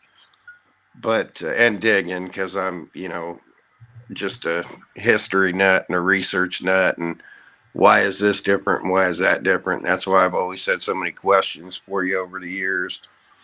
So, and, I'd piece that together. And then years later, I'm coming to talk to these guys, and I'm trying to pull all these little nuggets out of my brain, and it's coming out like my hair. But Tom, did you ever letter for Atlas Comics? No, I did not. They came and went so quickly. Yeah, they sure did. I was in Manhattan when they were launched, and I spoke to someone there. I can't recall names anymore. And there was talk of having me do the logos, but Gaspar did them. Yeah, for the most part. Yeah. And then I was back in California, and 3,000 miles is a vast distance. Right. There was no FedEx yet. Of course, nothing was online, so it was just easier. Everything was done locally. Right. And I couldn't live in New York City. I just could not. Yeah, I don't blame you. Yeah, I tried twice, and Mm-mm. The clubs were there, the restaurants. It was, it's New York City. It's one of the world There's capitals. stuff to do, but do you really want to live there? Great place to visit, not the best place to live. Right. Yes, I had colleagues, and we were very fond of each other, but I had no actual friends. Yeah. If there was lettering mistakes, would there ever be any kind of like a kickback? Like if someone made an error? Because I'm reading Ghost Rider at the moment, and literally I must have picked out about at least 10 times where they repeated the word from one line on the next line as well. And you see that a heck of a lot in the word balloons. Would that be anything that an editor would come back and say, "Oh, you've done that wrong," or you just let it ride today? Oh, any errors would be corrected in the office. Rick Parker and Jack Morelli and Michael Higgins. There were like 5 people there doing lettering corrections. So Wow. Ghost Rider. It's Ghost Rider, right? I literally, practically every other comic book, you've got like a panel where a word is repeated twice on different lines. So that was the editor's mistake. Yeah. The editor should have caught it. Yeah, there you go. But I was in Berkeley, and there were those herbal jazz cigarettes, and working late into the night. The radio was on, playing whatever hippie music was on. All right, now I'm gonna broach this subject, and you can feign off and plead the fifth or whatever like that. But the mob. I don't know any other way to put it, especially since you said the Detroit mob. Magia, since it's Marvel. I'm kidding. Yeah. Are the rumors true? Was that a lot of who ran the, like, Curtis and all that stuff? Was that all mob guys? Oh, that. Yeah. Well, New York City, New Jersey was where the trucking was all originating. I'm sure that there was some mob connections there. Yeah. But, I mean, it was kind of common knowledge that Goodman and a few of those guys ran with gangsters, but I'm trying to watch my words there, but I'm shooting for like the inside scoop. Did you ever see? You need to say allegedly, Kyle. Well, no, I'm just saying, did he ever see anything like that? Because again, it's stories out there. It's not something I know. Because maybe he doesn't want to say if he's seen anything. And that's what I'm saying. He could plead the fifth, but did anyone besides Vince Coletta wear a pinstripe suit into the office? No, I'm kidding. Sorry, bad joke. But he was also fairly dapper when he wanted to be. Yes, he was. Because Vinny besides inking things, however well or poorly people may judge it to have been done, he also owned a restaurant, and he was also a commercial photographer. That's amazing. He was a very busy individual. Oh, yeah. And it could be that's why the work wasn't always as tight as one might have wished, because he had other gigs to supervise. Where's that skyline I put in, Jack? Yeah, how about that? Where's all the characters in the background? It's all erased. There's just one character on the whole page. But he'd be in his pool, floating inside of a raft, inking pages while floating in his pool. That's so cool. That's so cool. It is. It's really admirable. It's a shame we don't like the work better. But he had it made. He had it figured out. That's crazy. That is crazy. Awesome. And there was a lot of loyalty to Vinny. Shooter liked his work a great deal, gave him lots of work. He was inking for Roy Thomas, earlier. Stan liked his work. At one time, this would be early, middle 60s, which I guess is early in current context. Stan was considering having Vinny ink all the figures in all the books, all the principal figures, and then other people ink everything else. Oh my gosh. This is a rumor. Well, thank God that didn't happen. It didn't happen, no. Nah. But as soon as he was available, because, they had Esposito and Ayers, and then Tartaglione, who wasn't really that good at it, inking everything, George Rousseau. And then suddenly Vinny was there. Then Vinny was apparently inking like 4 books a month. They immediately put him straight into work. Tom, yes. If you've got a spare 15 minutes, sure. Could you have a look at our Geeky Weekly logo? Because it's a pretty amateurish effort by Gray. I'll have you know that's a perfect blinking logo. What are you talking about? It's a homage to the Geeky Weekly comic book from the 70s. And it's So, you know, ideal. It cannot be improved. we've had some caricatures done, so it'd be quite nice if we could have a professional have a look at our logo. But just saying, if you got spare 50, there you go. You know. Yeah, just so can't it doesn't improve look like on a that. hostage letter or a ransom letter. I would darken the color. Ray. Darken the color. But otherwise, it's as good as it needs to be. It exactly says what it says. For 1983, 8-bit. Yeah, like the pink could be darker. The yellow doesn't really read too easily. Okay, that's all there's right. no consistent font format. Well, why would there need to be? That was the point. It was meant to be quirky. Right? Yeah. Now, why would different like font for each Tom said, letter. why would it need to be? It's darken it up. There we go. It says love with every single letter. I'd leave it alone. The professional has spoken, guys, so you can all shut up now.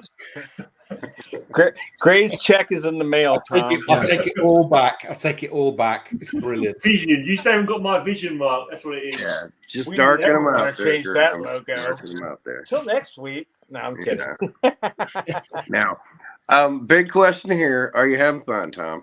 I'm always having fun. Cool. We're we're a little over the 1 hour mark, and this has been fantastic so far, guys. How far did we intend to go? 2 hours? However long you want to go. Yeah.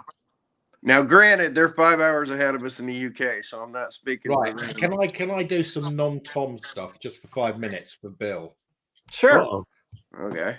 Yes. Well, Bill and Nev. So I showed this last night, but this is really interesting. So I'm a bit of I'm a bit geeky on Miracle Man. And I said last week I would show this. Is that You're gonna love this. I think that is the first appearance of Miracle Man. Wow. Let me explain this. Okay. Right. So you'll be aware that Captain Marvel had problems with legal claims in the States. Yes. And Fawcett, who produced Captain Marvel, had to close down or withdrew from production in 1953. Now, prior to 1953, there was a British publisher who was reprinting the Fawcett stuff in the UK called L. Miller and Son, and they were doing really well with it. So when Captain Marvel closed down, they went to a guy called Mick Anglo and said to him, "Can you create us a copy of Captain Marvel for the UK?" And he said yes. And he produced a guy called Marvel Man, which ran weekly for about 10 years. So it was like 360 issues. And also this guy, Mick Anglo, set up a studio with a number of artists, and a Spanish company came to him and said, "Can you do us a copy of Marvel Man for the Spanish market?" So he did, and he called it Super Hombre.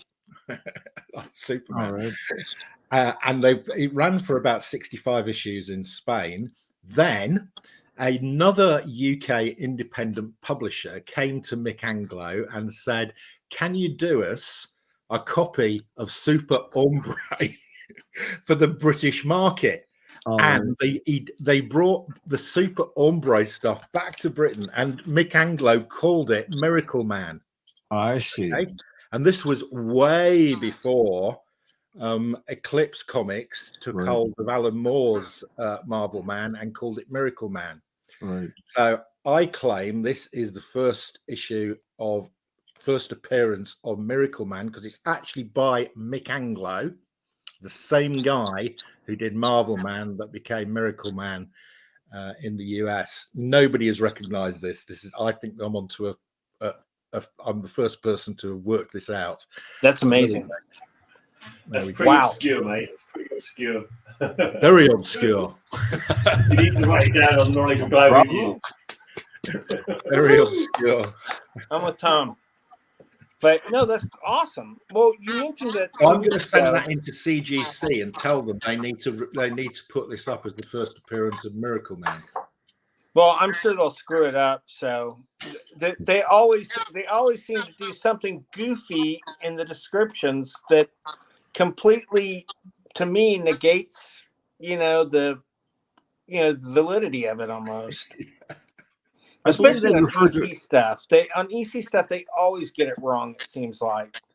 I don't know. they're open to corrections. I've corrected any number of things. Yeah, they are open to corrections.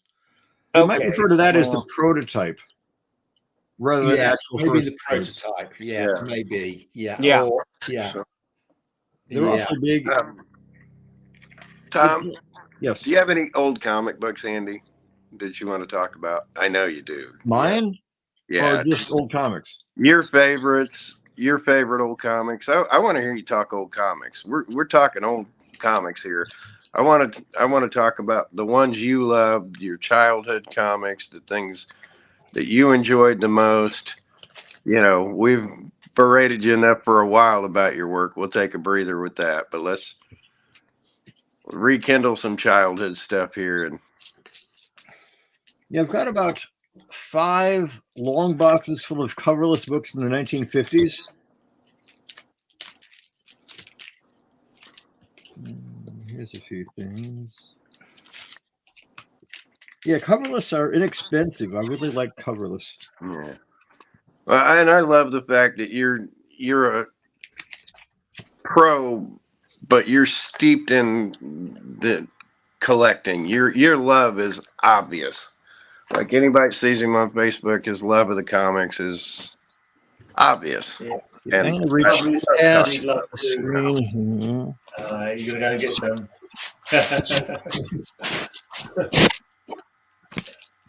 Oh, yeah, I mean, he's just surrounded by him. I love that. He's not jaded. He's not jaded by the industry, and I love that. His knowledge is incredible. But to be in the industry, 51 years now, and you still love it. You still love the medium. Yeah, not in the way I used to. I enjoy Yeah. doing the work. I enjoy I'm working with smaller publishers now because I can't get into DC's server. I don't have a cell phone. And so I can't take a picture of the QR code and however this works, access their server that way. I don't need a cell phone. Too many people I've known have died. I don't need a cell phone. I don't play games. I don't watch, movies on a phone. That's absurd. Little things. So since Marvel won't give me work, I'm left. And my favorite editor at Dark Horse was Diana Schutz, and she's just about to retire. She's going to translate and edit the final volume of Black Sad. I guess sometime in the next 18 months. And so it'll be our last job together. We knew each other back when she was a comic shop employee in Berkeley days. I was already about 10 years into the business. And she worked for 4 days on staff at Marvel as an editor. Yeah. I don't 4 think she was days. the 4th day. She figured, well, there's no future. The best I could hope for is to edit the Hulk. There's really no development of new characters and new talent. It's just maintaining the status quo. And so she went from there to an operation called Kamiko, where she stayed for about 18 months, 2 years, as long as they lasted. And that's where she met Matt Wagner, who was a new guy on the scene, and a few others. And then she went to Dark Horse, where she's been editor-in-chief and then senior editor for about 36 years. Wow. Yeah, a lot of the people I know, we all go back in the range of like 36 years, 50 years. And another thing before I forget, before we wrap up, anytime you just want to blurt off old stories and talk about things, door's always open, buddy. The timeline on a Wednesday, kick it open and go, hey, I want to sit around, shoot the cock and bull for a couple hours. You want to hear some funny stories about this? Okay. Anytime you want to, the door's open, because this could go on for days, just picking your brain and talking about, the history of it all or things like that. But yeah, I wanted to divert here. Just let's play with old comic books. I got to sniff my older ones, and let's pull those out and talk about your love and talk about what you like about comics and what you enjoyed as a kid and what you still enjoy today. And I could never own a coverless comic book on purpose. It cringes me and I don't know why, when I should own boxes of them like you do, and to be, hey, I can actually look at them. You're not comfortable with your own body, dude. Yeah, well, it must be coverless. It's like it's a new comic book. You just can't. That must be it. Yeah, I'm kidding. You can find the cover images online easily. Yeah, you can go to Heritage Auctions and find them really large scans. Yeah, there you go. But if you go to eBay and look for, like, let's say Daredevil 5, Wally Wood's first issue, I guess that's a key. Look for it coverless. Look for it with a cover, or look for it in low grade. And the differential in the price is staggering. Amazing. 9.8 collectors have just lost their minds. They've got so much money. I got to be able to open them up, look at them, touch them, smell them, feel them. Yeah. I'm very tactile. But when they're damaged, I get the cringes. I don't mind if the cover's not attached. I can quite happily deal with an unattached cover because I can just put it back on when I put it in the bag and I can still see the cover. I like to have the cover somewhere in the vicinity. Okay, here's a Jack Kirby romance comic. Let's see what the date is on this.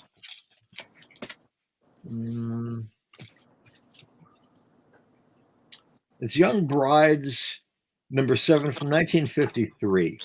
Wow. Okay, let's see how this shows up.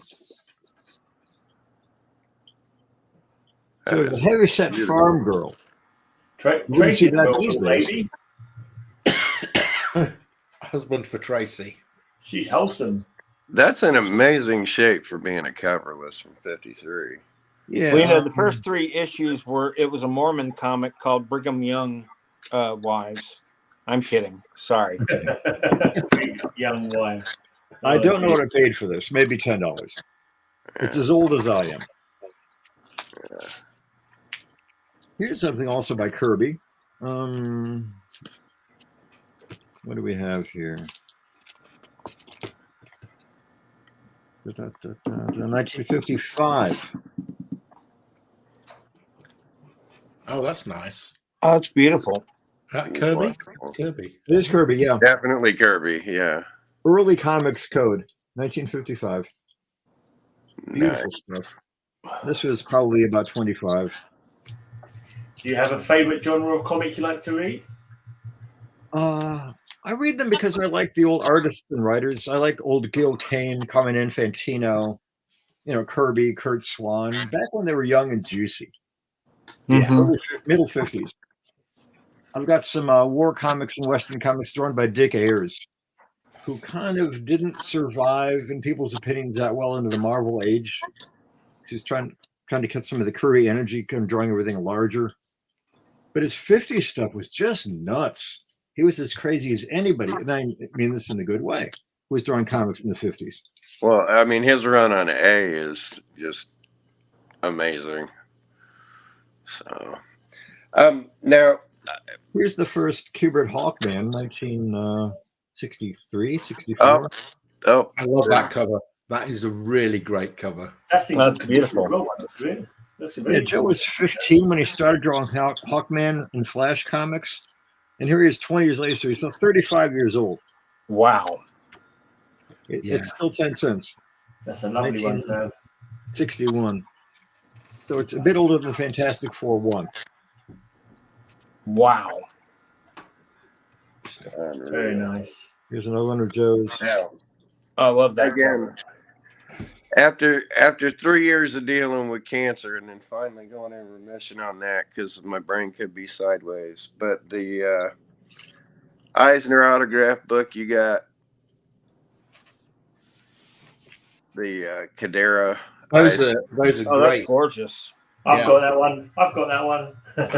Yeah, beautiful.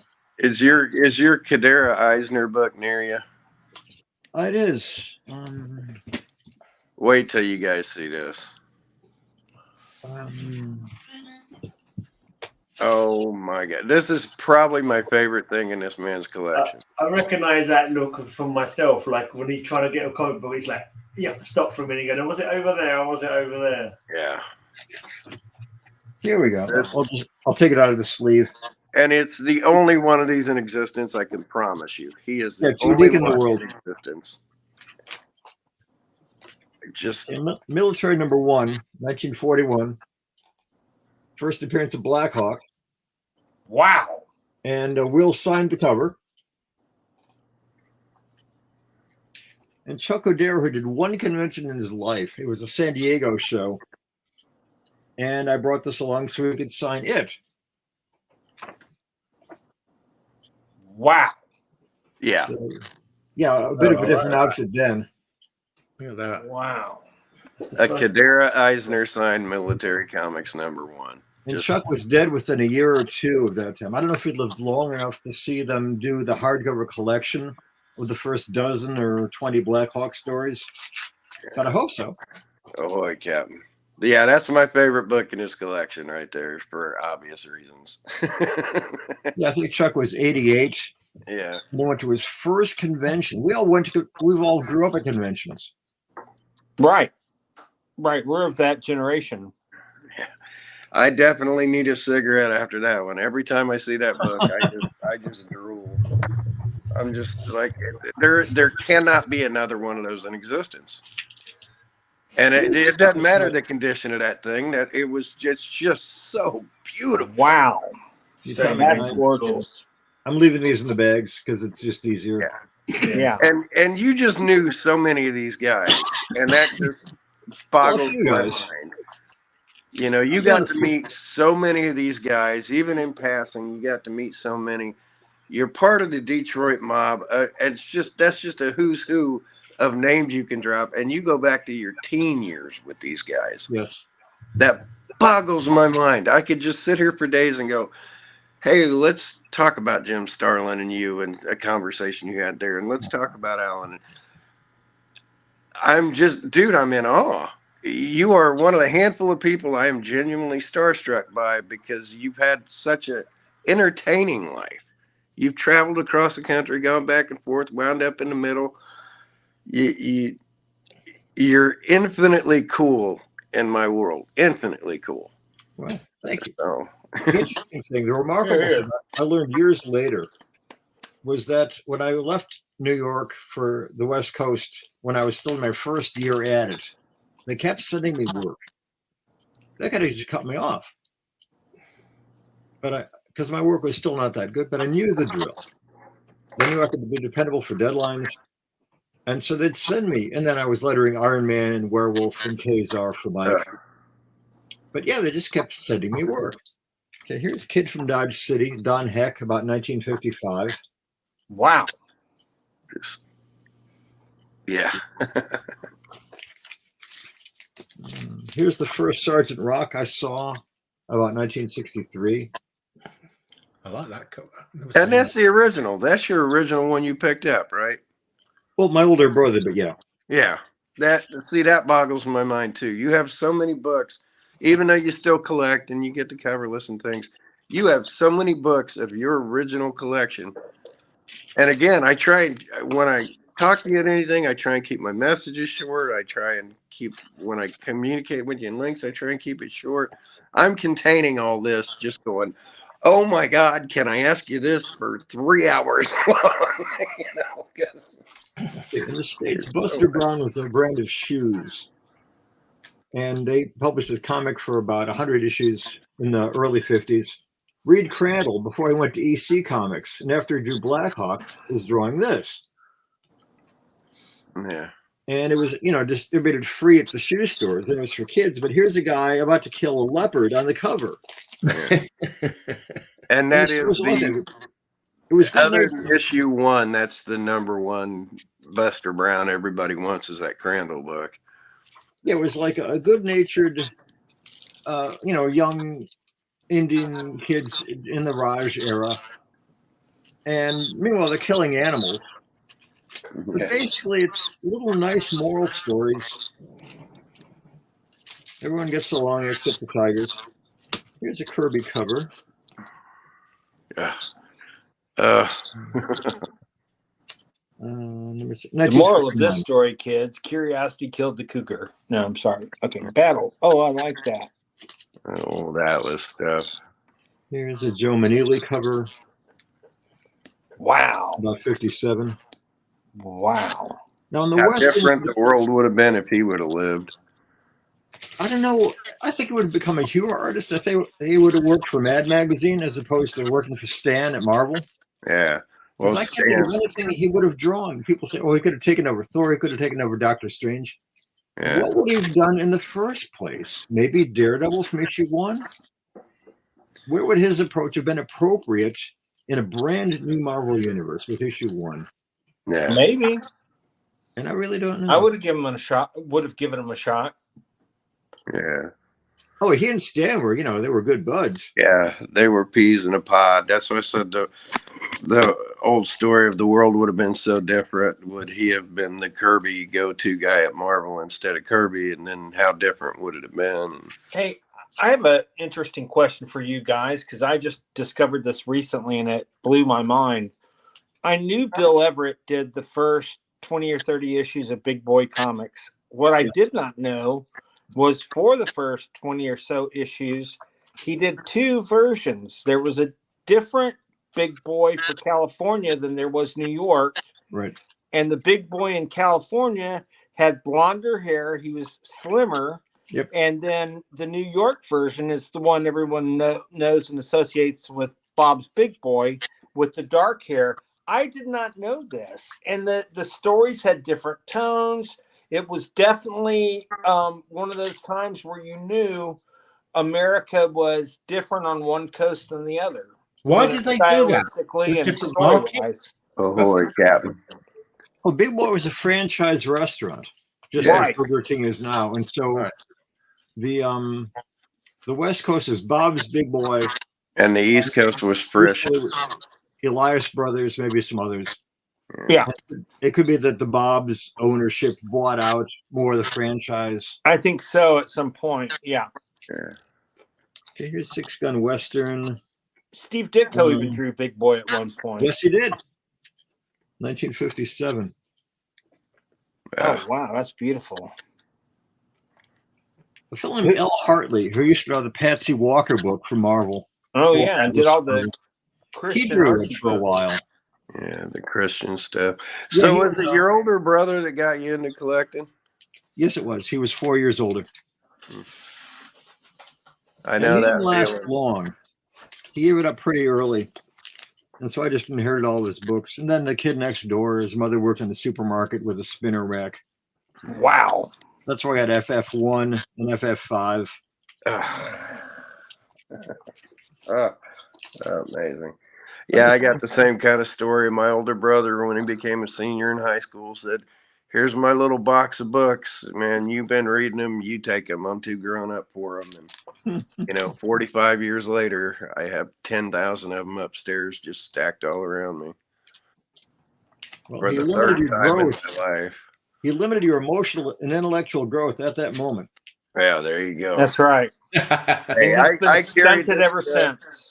I love telling every creator we have on here. We had debates when I went to Marines and I'm bouncing around the Gulf War and all that silly shit. We always had them Marvel and DC debates and what actor would be best at this and who's better at that and who's better at that. And we literally get down to the minutia of it. Who's the better colorist? Who's the better letterer? Who's the better this? Who's the better that? Because you gotta keep from going crazy in a combat zone. So, like when I was telling JMD Mateus, I was literally having a conversation. One of the most surreal moments of my life. If you've seen the movie Three Kings, they're throwing around them Nerf balls. It's just they're showing the absurdity of war in that Clooney movie, but they're throwing around them rubbery Nerf balls. Well, we didn't get Nerf balls. We got Dayglow frisbees that were pink and that neon greenish yellow. And we're right outside the burning oil fields of Kuwait because we get these care packages. And we're throwing Dayglow pink frisbees talking about comic books and who's better, Marvel or DC.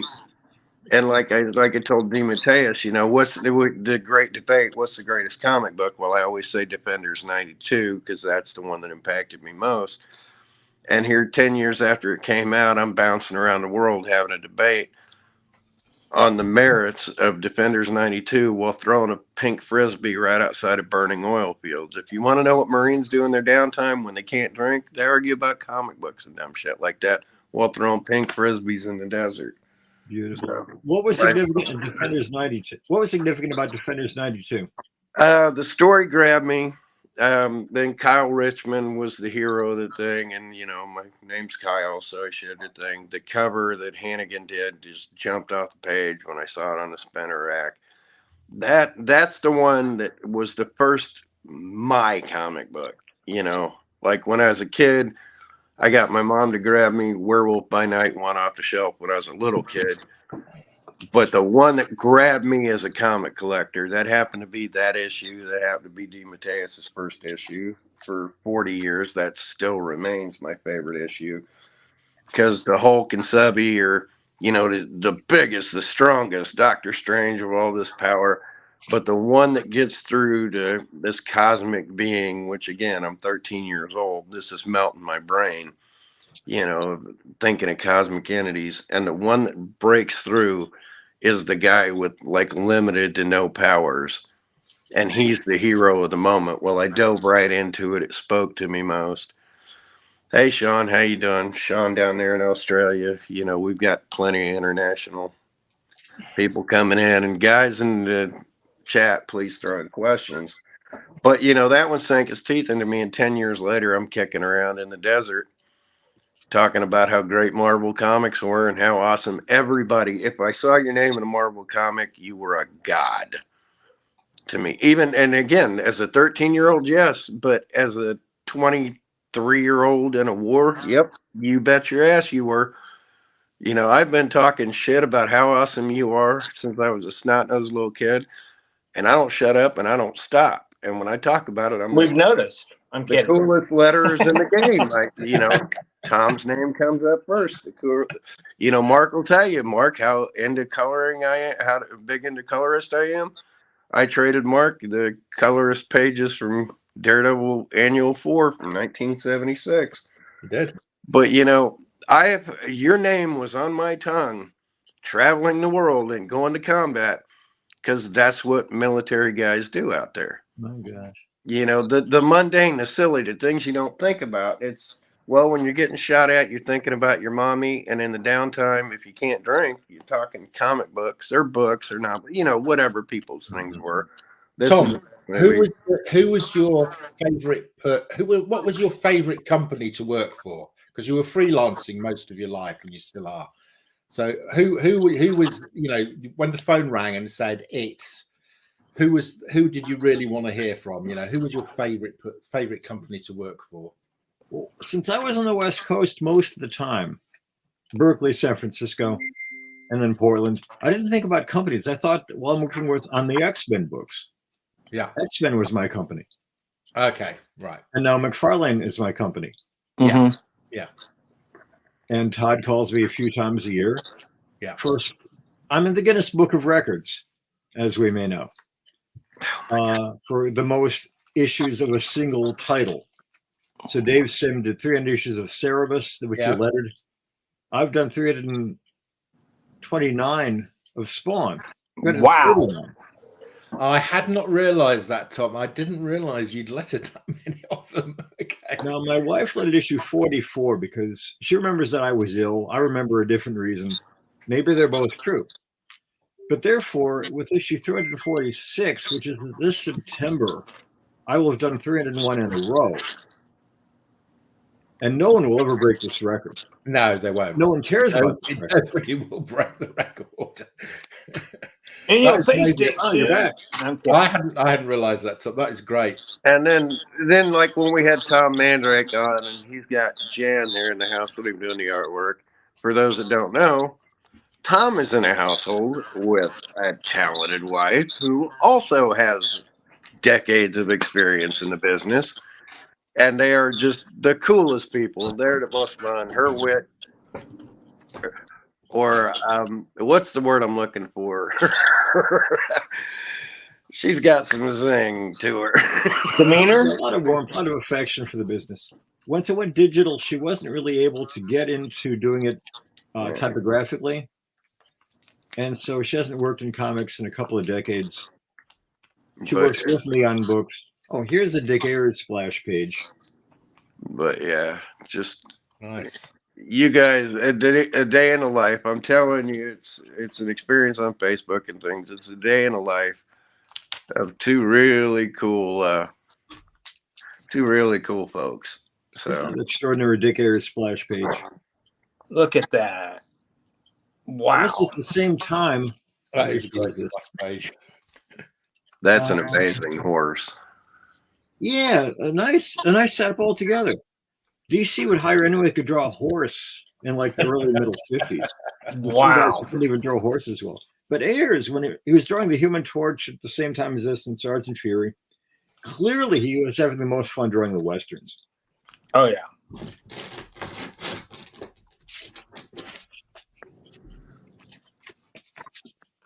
Ayers was kind of left behind his things. But Sergeant Fury had become reprint every other issue by the middle 70s or so. And he was feeling pinched pretty badly, as you'd imagine. So he went to DC and immediately got Sergeant Rock and what are they called? The Quality Comics heroes. Uncle Sam and those guys, Human Bomb, Phantom Lady, they have their own book. Freedom Fighters, I think. Freedom Force, saying? Freedom Fighters. Freedom Fighters. Yeah. Was that Quality? He may have done other work for them as well at the same time. So DC treated him very well, to where Marvel they used up everything that they felt they wanted to squeeze out of him. Wow. Yeah, unfortunately, in this business, there's no loyalty. Mm-mm. Well, there's obviously loyalty to you and Todd. I mean, Well, how many issues of Spawn did you just say you'd done? 38. I think there's a degree of loyalty there, Tom. Yeah, some loyalty. Yeah, Todd's a fan of yours. So. Yeah. I had the impression There's a distinct difference there, though, too. Well, and that's why he's saying, it's not the companies he worked for, it's the people, because he's Chris's go-to guy, he's Todd's go-to guy. John Severin on Two Gun Kid. Wow, that's beautiful. Before he got Look at those colors. revamped with the Black Mask and the Secret Identity business, he was just another cowboy. Look at those colors, though. They're fantastic. Yeah, beautiful color work. Yeah, Atlas Beautiful had colors. extraordinary people. Did you have any run-ins with any of the companies you worked for? Any bad blood at any point? At one point, Paul Smith always took deadlines as suggestions and not as actually due dates. And he was going to be at San Diego one year, I think it was. And I figured, okay, I'm going to punch this guy out because he made my life miserable for 10 months. And then I saw him and his hair was perfect and his teeth had just been capped and he looked like $1 million. Had a nice shirt on, nice suit. So I shook his hand and I think I bought him a drink. You bastard. I'm kidding. That's great. That is great. So what was your favorite comic book growing up? Oh, Fantastic Four. Oh, easily. Me too. I got to agree with you. Ditko's Spider-Man a close second. Mm-hmm. And I think I mentioned this to you, Kyle, in an answer at one time. Like after Ditko left Spider-Man, it was all fiction. Ditko's were actually Spider-Man stories, and the others were, they were well written. They were fiction. Yeah. But they weren't really Spider-Man. Doctor Strange as well, as far as I'm concerned. Yes. Unfortunately, no one else. Well, Englehart and Brunner got it. Oh, yeah. Yeah. Got a question from someone in the chat. Is there a book that you would have loved to have worked on and just didn't get the chance or opportunity to? Well, yes and no. I quit Moon Knight after the first issue, Bill Sienkiewicz's Moon Knight, because I thought it was too violent. Wow. And others, the bullpen guys, Rick Parker, say, "What's wrong with you? It's a gig. You don't just quit a gig because you don't like it. It's a gig." And I wish I'd kept Moon Knight because Bill got so good. Yeah, So quickly. It was so stylish. Oh, yeah. and dynamic. And Rick Parker got the book, just as it happens. And I should have kept. Yeah, I quit Micronauts. I quit ROM after first issues because I just didn't understand what was going on. And if you don't understand issue 1, what hope is there? Yeah. True.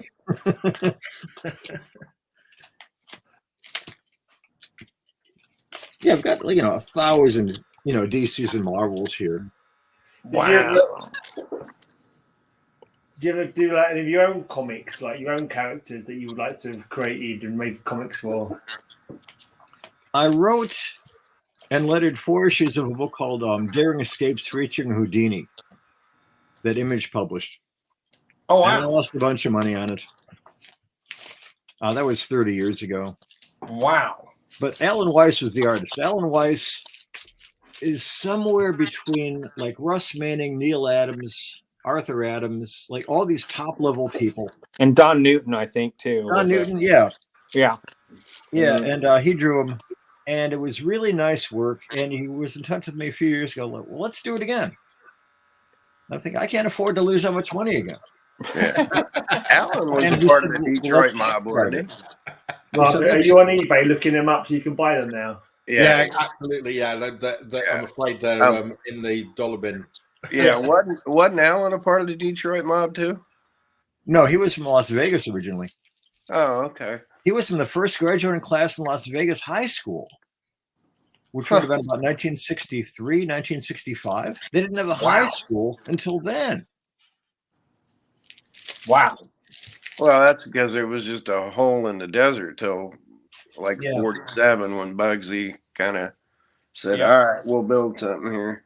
Yeah, sure. And then after the war, it got settled. So I Yeah. guess by maybe as late as 1956, 1960, they finally built a high school. But that was with population density. So there weren't enough people there with children until as late as that. First high school with the neon sign, too. Tom, Selfless home monitors. can I ask a favor? Sure. If I send you some Spawn comics, could you sign them for me? Oh, yeah, just return postage. Yeah. I'll pay postage. Yeah, Okay. that'd be great. I'll get your address from Kyle. I'm sure he's got it. If That's not, we awesome. can do a private message on Facebook or something and take care of that. Yeah. Terrific.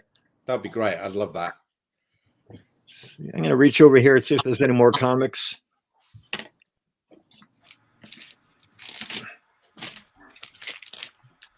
Well, for a while, in the middle 60s, this is 1966, 64, Wonder Woman got really goofy, utterly and completely goofy. Oh, yeah.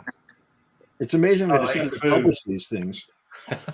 Egg food. 2 egg food. Thanks for the mem. Oh, no, that's something Yeah, else. Sorry. too long foo.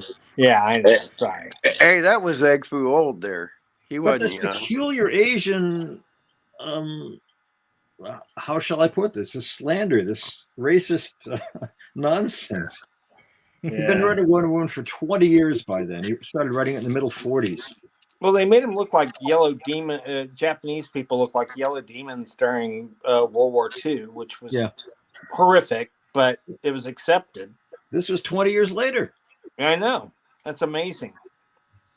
This was a favorite. Oh, Sweet. yeah. Nice. Love that one. I've got all but about 6 of the Adam Strange appearances. As I was saying, it's the only book into the 60s that I'm still collecting. That one and Strange Adventures.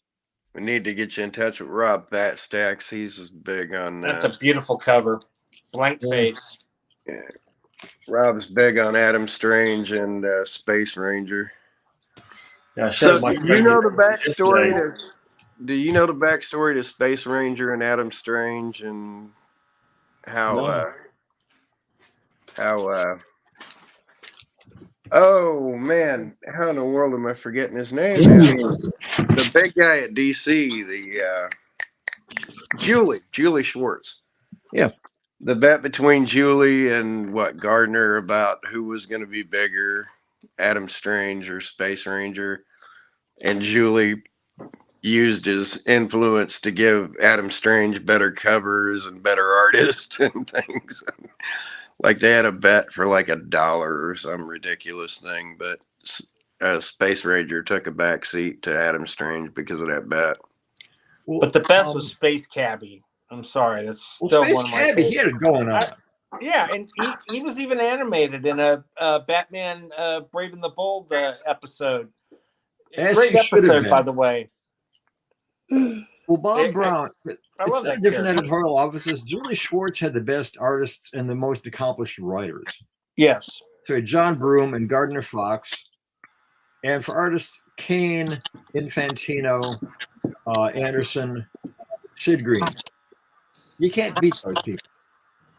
And I think it was Jack Schiff that had Tales of the Unexpected, which was Space Ranger. And that was Bob Brown, who was solid. Oh, yeah. He should not have been inking himself, except everyone inked themselves, or many people inked themselves then. Didn't he ink Bruno Premiani on Doom Patrol? What about Bob Bruno? Smith? What are you asking about Bruno? Did Bob Smith ink Bruno Premiani on Doom Patrol? Bob doesn't go back that far into the 60s edition. Bob is a bit younger than I am. Oh, no, there was another Bob Smith, actually, who was a Silver Age inker. I'm sorry. I forgot we were talking about two different Bob Smiths. Bob to Bob. This is one where I wish I still had in my possession. At one point, I had the original pencil rough layouts to DC's Bible Treasury with the communication envelope between Carmine You don't have that anymore? Nope. Oh, you bastard. Who's got it now? Somewhere. Who's got it now? Who does? Who's got it now? Who? Well, not quite. Well, who do you think? Mark? See, That blimey bastard. Everyone's a bastard today. there you go. Bastard Mark day. is that one. That's I two wish I you could probably show you get back that one, from but now. that one. Tom, these two- Mark's my man. He sent me that Marvel annual. It's beautiful. And that is a fantastic copy. Oh my God, is it ever? And now I know that I'm lucky to have the corner price tag in there too, thanks to you explaining it to the me. price tag has not been clipped. Yeah, there you go. Let me But why I find- was here it talking is. about that is, did you ever save any of those FedEx envelopes or anything like that? Oh, no. Yeah, that's what I thought. See, something you would just toss aside.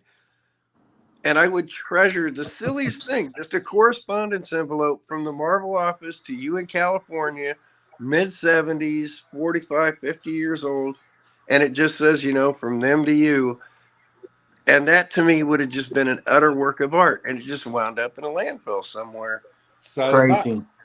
And there's so much of that. But you will not find on Gray's any- got something. Gray's got something there. Yeah, you said Look at this Marvel It's got- cover. Oh, go ahead, Gray. I'm sorry. Straight, it's from Beyond the Unknown, but it's a reprint of the Strange Adventures, and it's like he says there, Sid Green. Artist Sid Green loved to portray his favourite editor in his science fiction stories. With this particular story, originally from Strange Adventures from 1960, Green had a field day.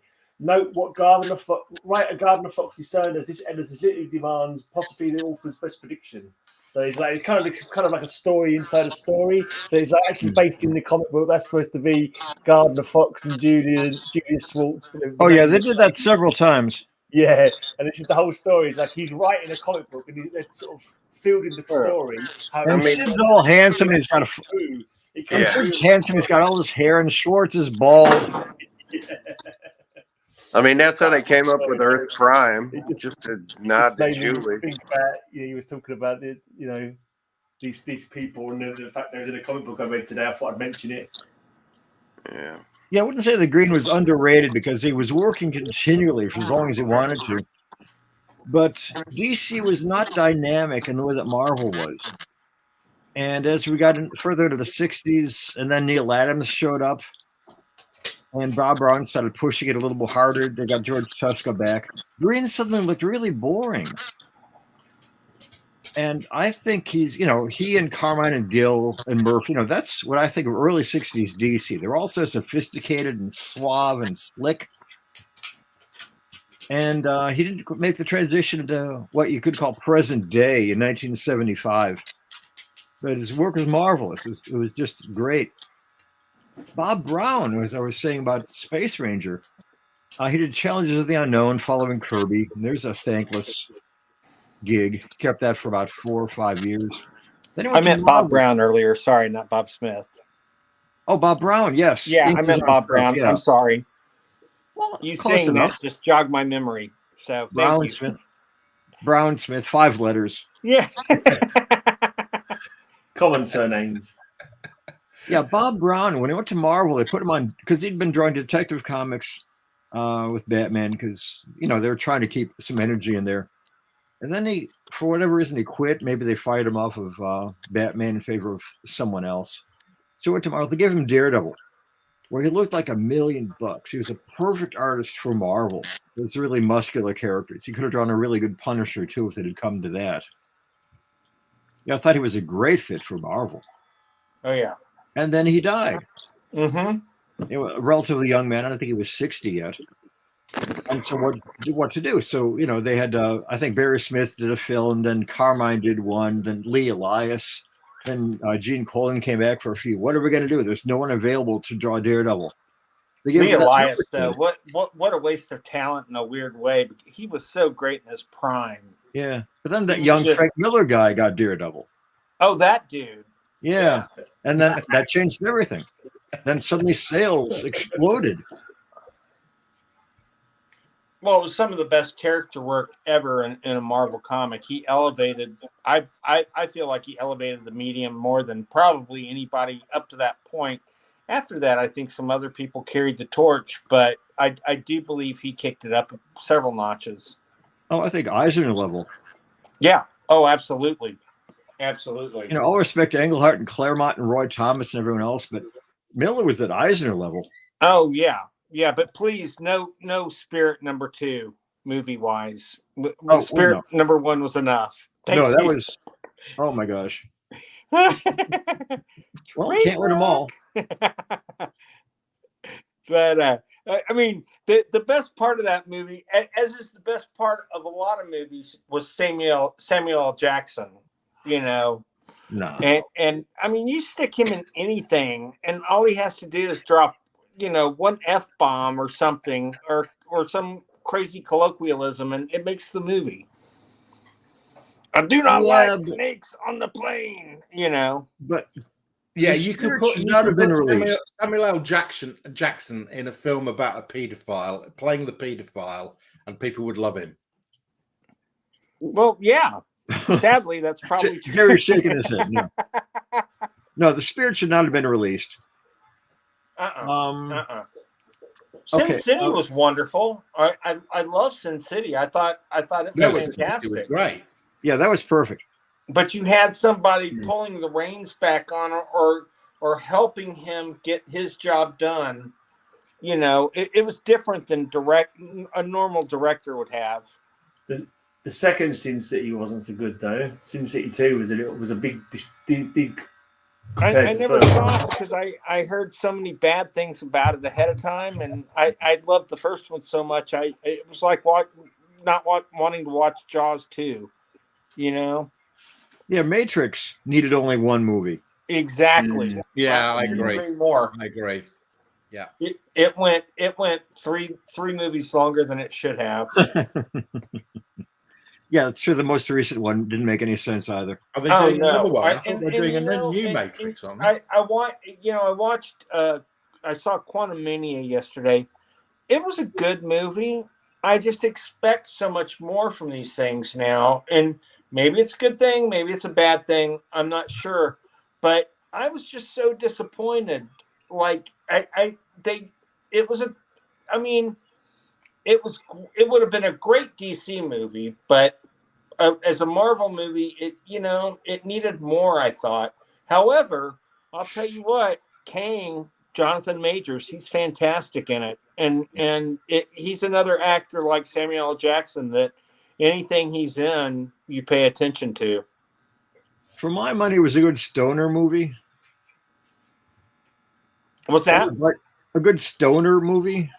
Was what? Oh, Quantum Mania? Yeah. Yeah, go there with a dude, light up one and Yeah. Lots of lights and yeah. And where was Luis? What I hate about the Marvel movies now, though, is Disney has this habit of putting a great song with the trailer, and that song is nowhere to be found in the movie. And it really, like, Goodbye Yellow Brick Road was in the trailer. Elton is nowhere near this movie. And it made me sad because I would have loved to have heard that in Dolby, as the creature goes down with them riding horseback or, standing up on him. I would have loved that. It might have cost more to license the song for the movie than for the trailer. Absolutely. I'm sure you're right. I'm sure you're right. Something? So, Bill, should I spend my money to go and watch it, or should I wait for it to come out? Yeah, I would watch it in the theater. I mean, It really, I needed the sound, and the sound was fantastic. The sound design on these things never lets me down, and nor does the soundtrack music. Never lets me down. It's big, it's grandiose, it's what it needs to be. I'll go and watch it next week. Yeah, please do. I saw it at a $5 matinee, and it was, we enjoyed it, except for people talking behind us, and we moved seats, but there were like 6 people in the entire theater. Us old farts who don't work can go to the $5 matinees. Right.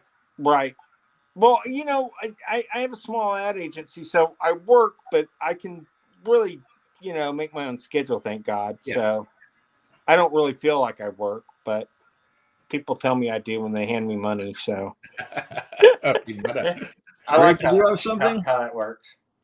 Gray, was there something on your mind? Okay. What I was enjoying, we saw the Hawkeye series on Disney Plus. That was superb.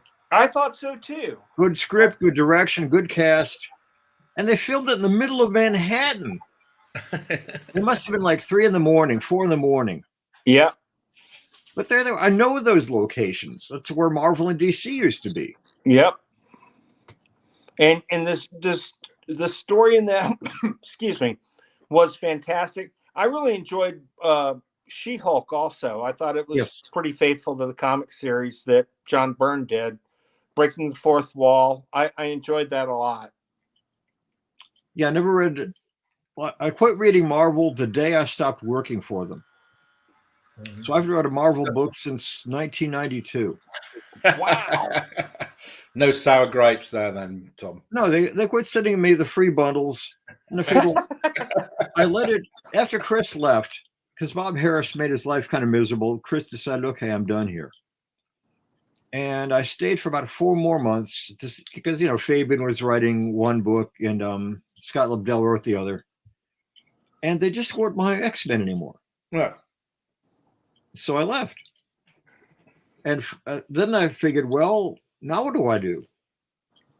Those books are my bread and butter for like 18 years. Spawn. Well, I didn't know that was going to happen. Todd called me 2 weeks later. I was doing manga. And if I'd had any brains, I would have called the Fantastic Four editor or the Avengers editor and said, hey, I'm available. What do you got? But no, it's just such a shock to cut the cord with the X-Men office. Oh, wow.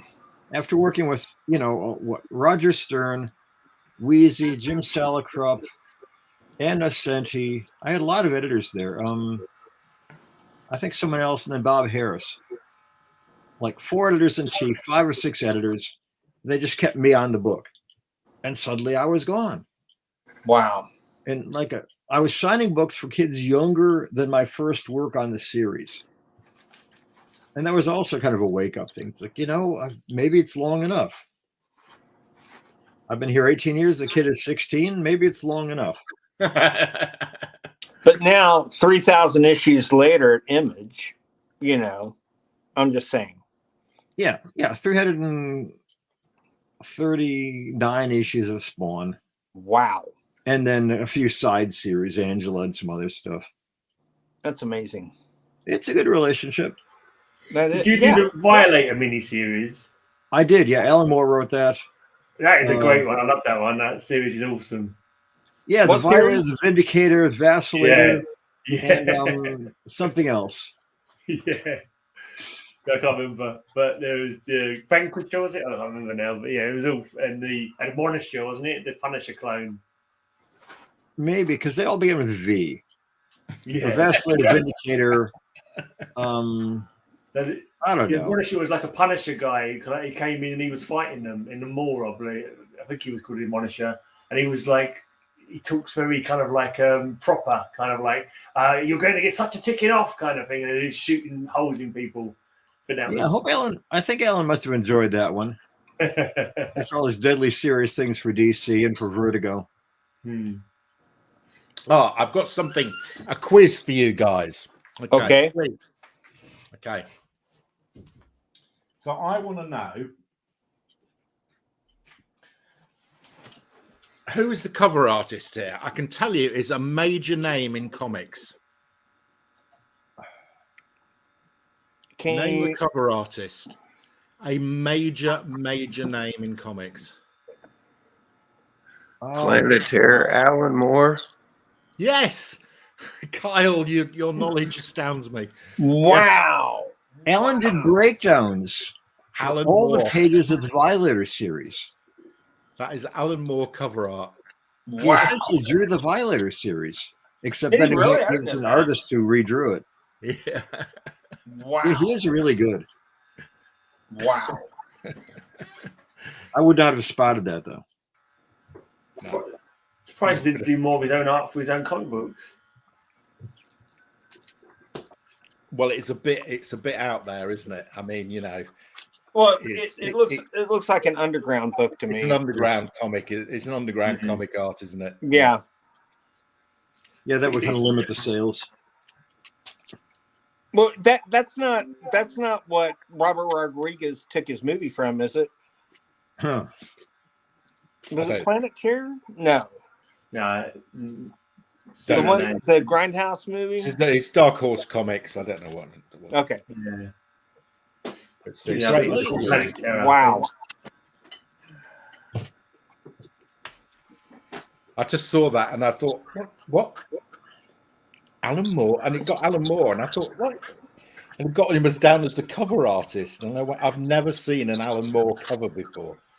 Okay, lately then, I'm working with a new outfit in Oregon called Battle Quest Comics, and it's highly into like myth and legend, and extreme heroism, extreme villainy. Not as much nuance as some other things. This is it's a series of mermaids. It's called the Trident of Valyria. I'm putting the big screen on. Oh wow, I love that. That's nice. It'll be a 4-issue series. Wow. The artist is Spanish, and the colorist and logo designer and the writer is a fellow I knew in Oregon. And it's very intense, very passionate. Actually, classic looking art. Almost reminds me of not Mignola. Who's guys who did the Shadow? Kaluta. Oh, Mike Kaluta. Mike Kaluta. I tried to coax him into being on the show, but Mike's kind of taking a flyer. He's a nice guy, though. I like Mike. Hey, Tom will know what this is. What is that? You'll have to. Oh, God knows. That's an old one. That's really old. It's not real. The third print of it. Oh, it's not real. Is that Crab? This is the third print of it, but this is the original underground comic.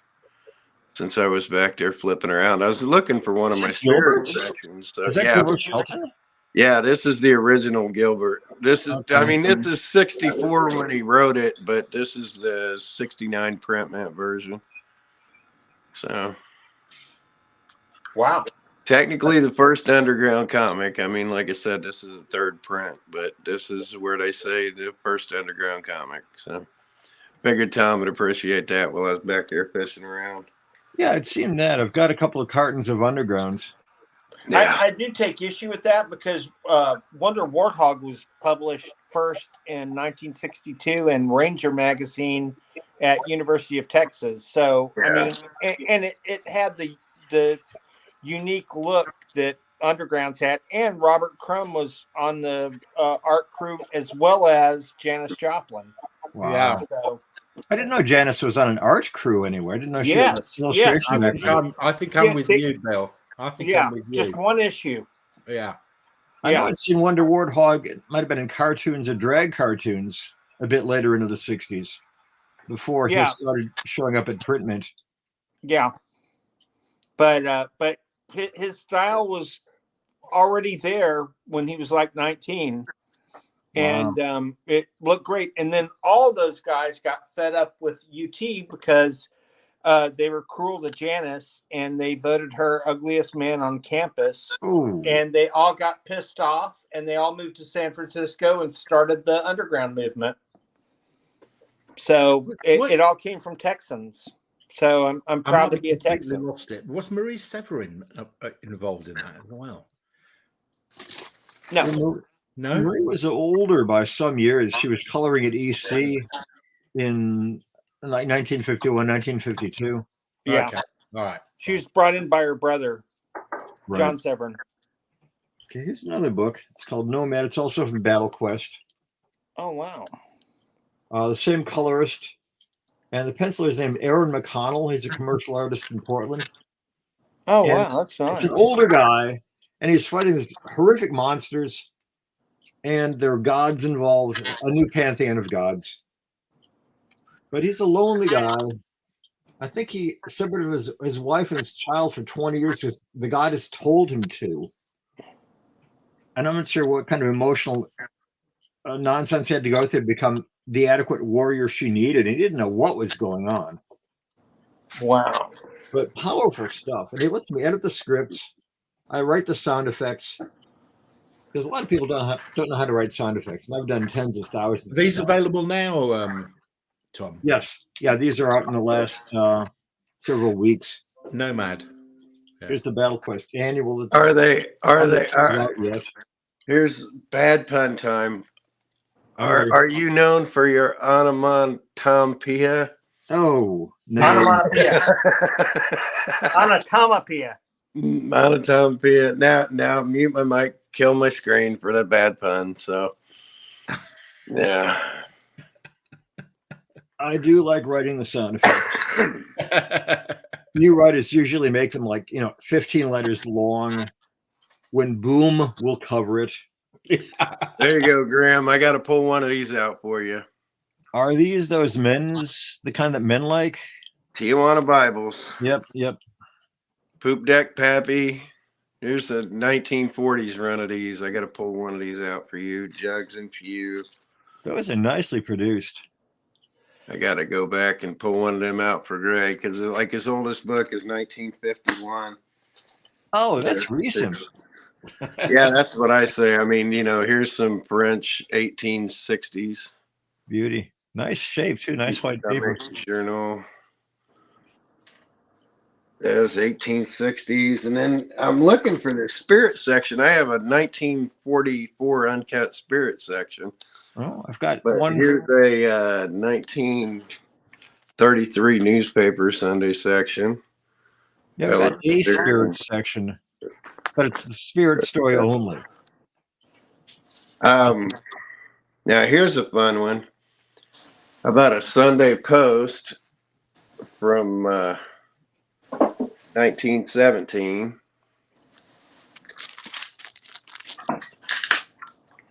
So yeah, illustration was such a different thing then.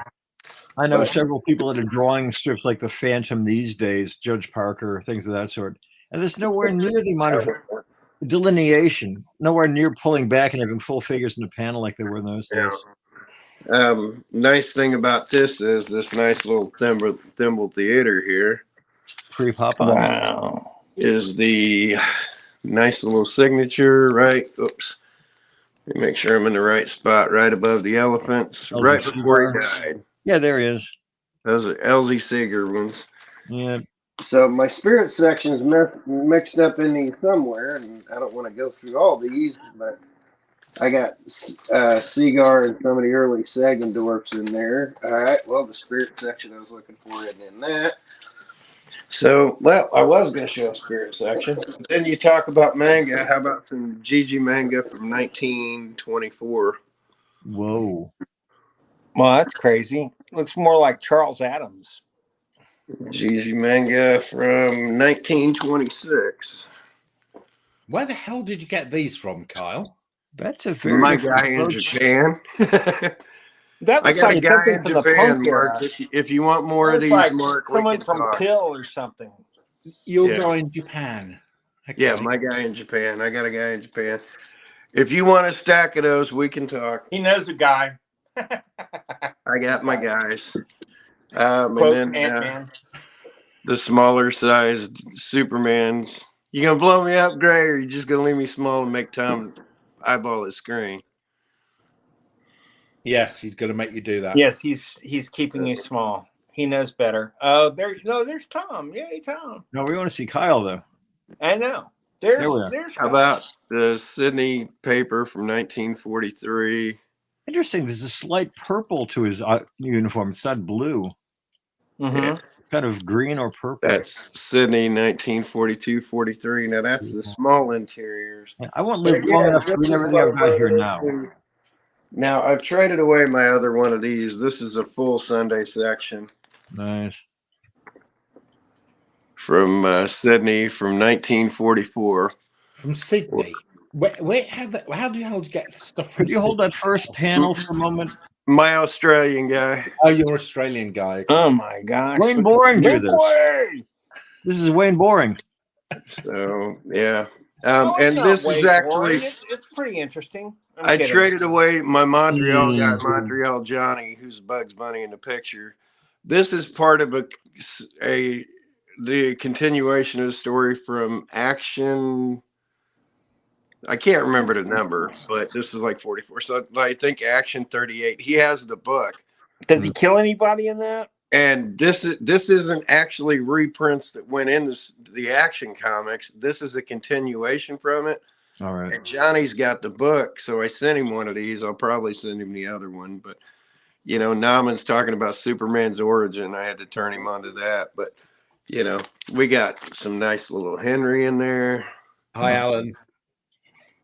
We got Carl Anderson. little Donald Duck. Nice. So, and again, while I'm trying to find, I'll come back to those while I was trying to find, there's where Brick Bradford had the header in 1943. Superman's on the inside, Huh. but there's another Henry, but here's the fun one. Oh, Dick Hawkins or Buck Rogers. Eugene Seeger. So, got some Buck Rogers there, I think, Eugene. And then these two. Again, I don't know where my spirit section is. I wanted to show you my spirit section while I dragged all this out. Then everybody knows about this stuff from the Gaines Donenfeld experiment. Well, I don't.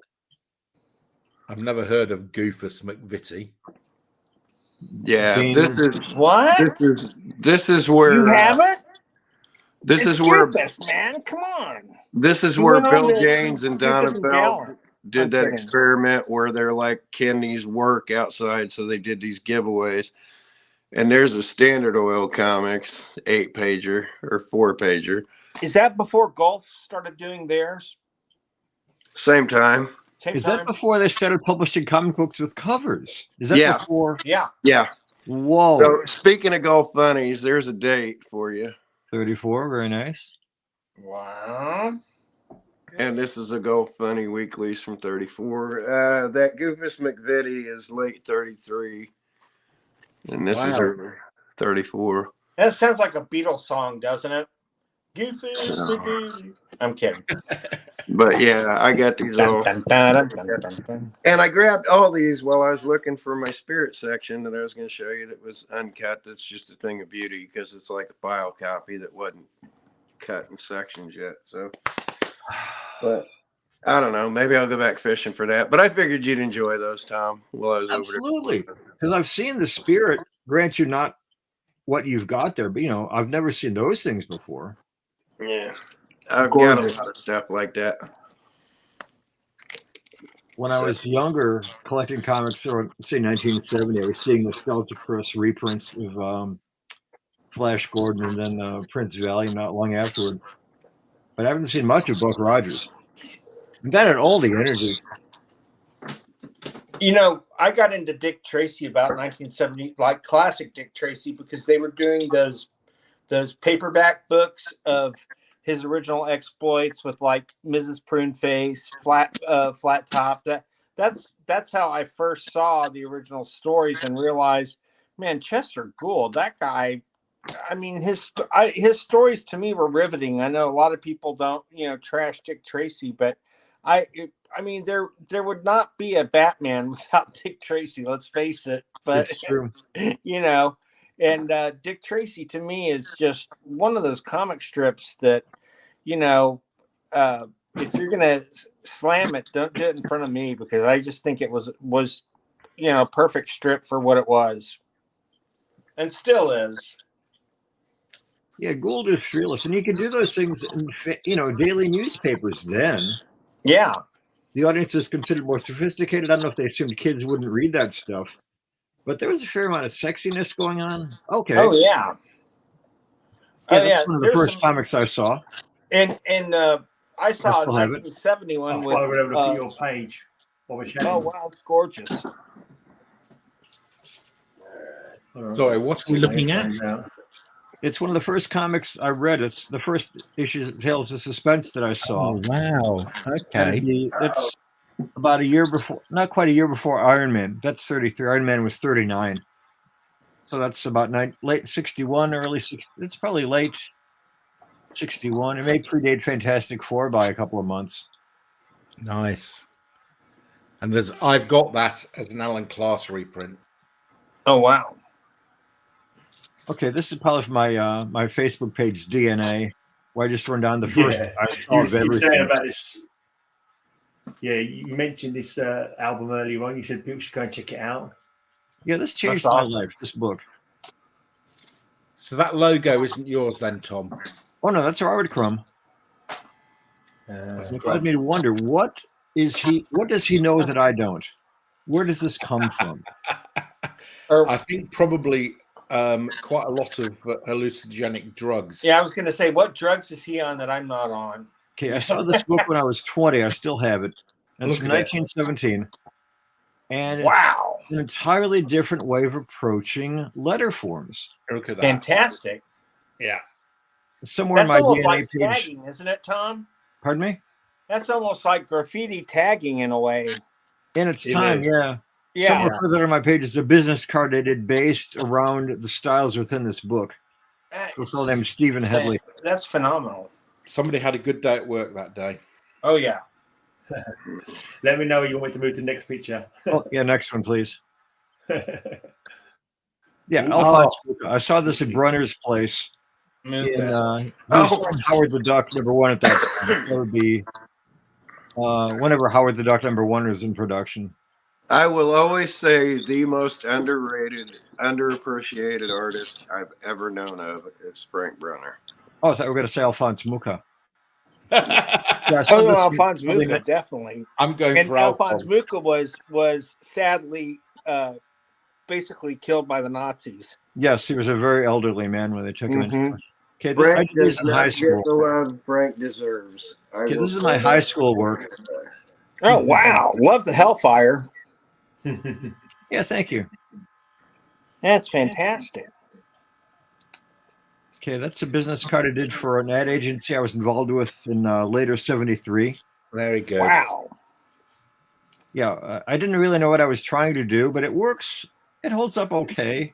Yeah, that's beautiful. Letter R is kind of weird. The V is kind of weird. Okay, there's the first of 2 business cards for Stephen Headley, who owned the bar for which I was doing flyers. Wow. And a year or 2 later, I did it over. Tom, I can't accept that you can't improve the Geeky Weekly logo. This is much better. We just have to come up with the money. It's expensive. Oh, we just have to come up with money. Okay. Yeah, this one is much better than the previous one. You can pay, not. Okay. And this is going back for a moment. Go back for a moment. Hotspots, I like that. And go back to the Stephen Headley one for a moment. Which way? Backwards one. Oh, gone too far. Hold on. Yeah, that's entirely hand drawn. Wow. All of it. Wow. I used templates for the ovals, but everything else. What did Stephen Headley say when you gave him that? Did he say thanks, mate, or Something like that? Yeah, he was my landlord at that time. Did he give you Well, you have your life taken care of. No, I'm kidding. Maybe I got drinks at his bar for life. I don't remember. Hey, I'd say that's pretty good, especially as much as Marker I would probably drink there. Yeah, he just died in the last 6 months. It was a very sad thing. Rest in peace, Steve. He was like the biggest hippie I'd ever seen. I hope that's on his gravestone. Yeah, wouldn't that be nice? Biggest hippie I ever saw. Yeah, big barrel-chested guy, great laugh. That's awesome. This had no client. I just was trying to figure things out. Hotspots. That's real 70s looking if you have any sympathy Yeah. with the 1970s. I think if I have a 70s bar with But I a love glitter ball, that'll be great. Yeah, Fern Bar. Mixed Fern with- Bar. I hadn't heard that one. Oh, that's great, Tom. My business card from when I was about 22 or so, 23 years old. Yeah, the name was so long, I figured, let's break it into syllables Yeah. as a graphic design. Sign painting. Would you do sort of signs for people's houses? I never have. I thought I'd be doing them for businesses, and I never got around to it because Marvel started giving me a lot of work at that time. Okay. So I still plan to open a sign shop eventually. I've got the name for it already picked out. I just need the skill. But I'm willing to be the world's oldest apprentice. That's Sure. awesome, though. Is this you? Yeah, I did the title, and up in the corner it says the Cosmic Code Authority. Really? Oh, Yeah, I tampered with it. Yeah, it I've does. got that. I'm going to have to check my copy of that. I'd never noticed that. Me Oh my neither. gosh. Yeah. Did you get in trouble for that? No, I get drinks for it sometimes. That's freaking awesome. That's I like got the that. Marvel I 2-on-1. It took me years to find out about the Marvel 2-on-1 #1. Now there's another piece of history I didn't know about. Okay, there's me doing Alphonse Mucha, kind of. What is it about Marvel 2-in-1 #1, Kyle? In the top corner, it says Marvel 2-on-1. Are you Oh, a little kidding? typo in the corner box. Yeah. Oh my gosh. And now I know about the Strange Tales 179 over my shoulder. It says Cosmic. When it comes to Wow. for about 2 years, I was sharing housing with Englehart and Starlin, so I was lettering all of their books. Oh my God.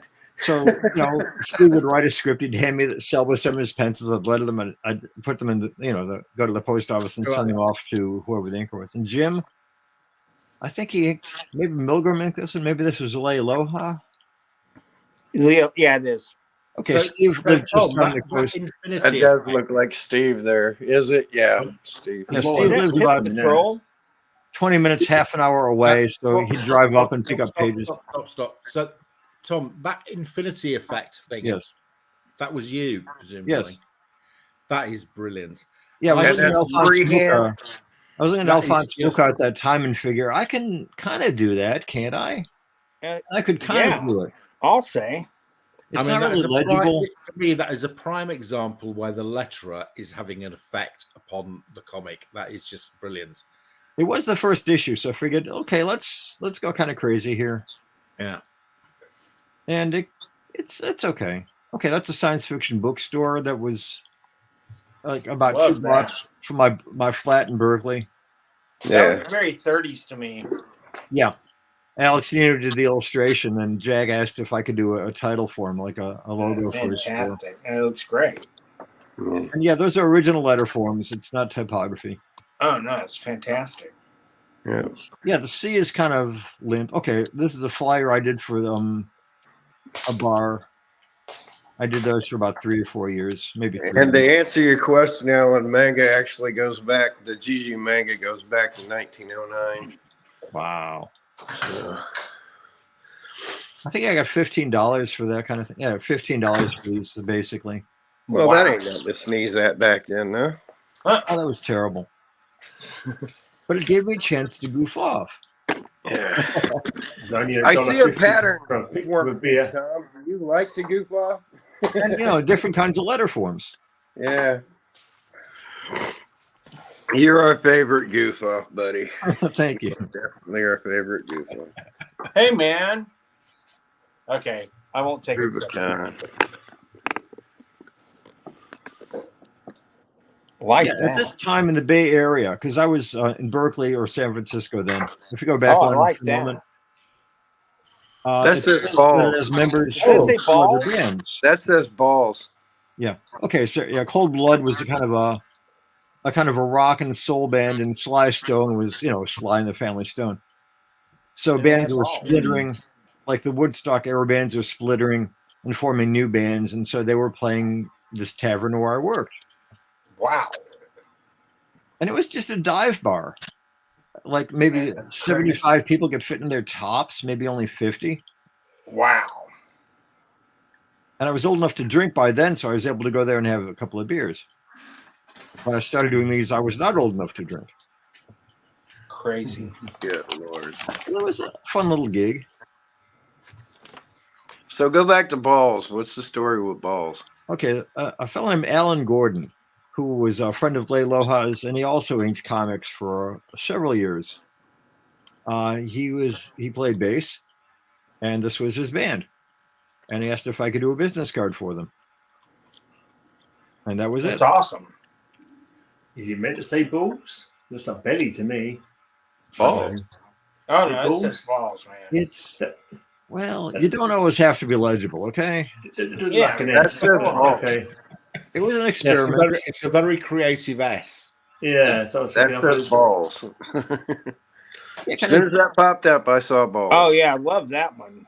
Okay, so Marshall and I were sharing a studio at Continuity when I did this. Oh my gosh. Fantastic.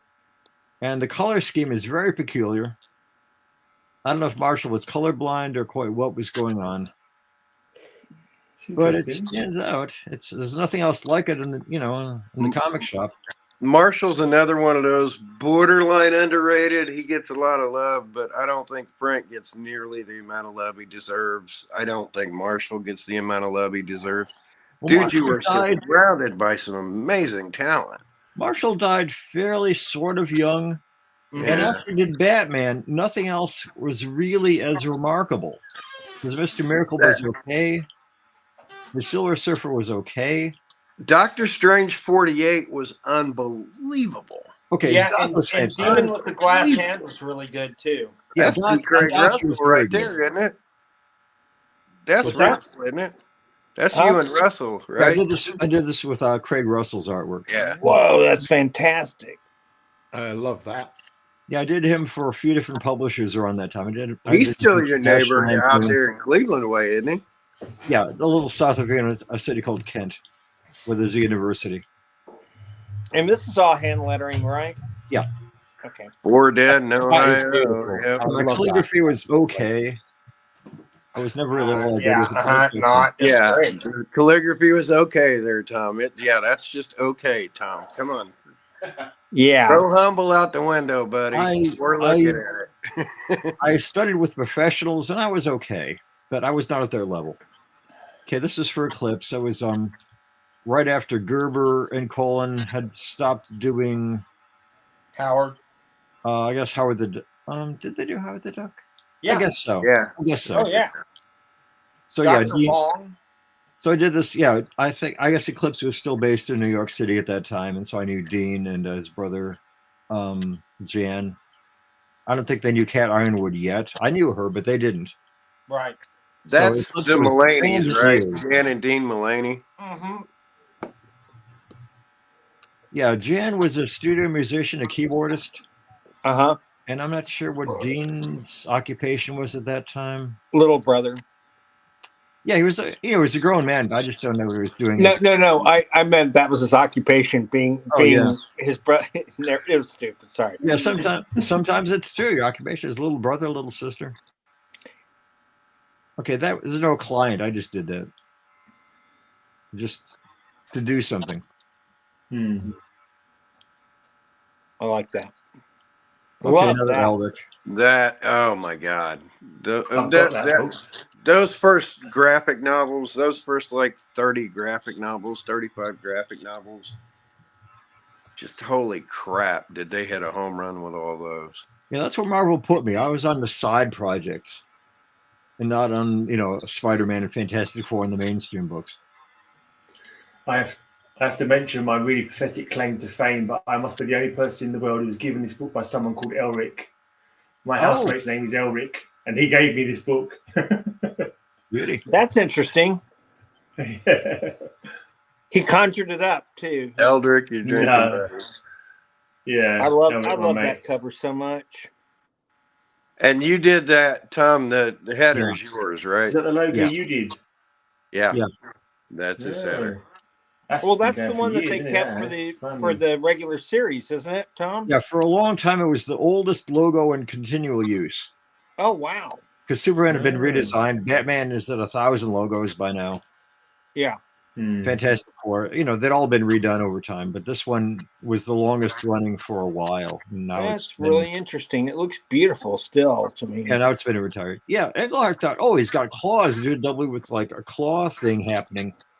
And I figured, well, no, he's so old. He was a grown man during the American Civil War. He's a really old person. So we need some more classic, more of a Romanesque feeling to things with serifs and regular proportions. The O is kind of too skinny. The W is a little too heavy, but okay. I love it. I love it. The L is too narrow. But yeah, I can go on. Stop it. Yeah, it's a master critiquing his work. That's all we're hearing. Okay, this was a bunch of underground comics artists in an anthology. I remember that. Is that Mike on the cover? Yes, it is. That's Kaluta. Okay. So I went for kind of a Fillmore auditorium kind of style for the title. Legible. Very legible.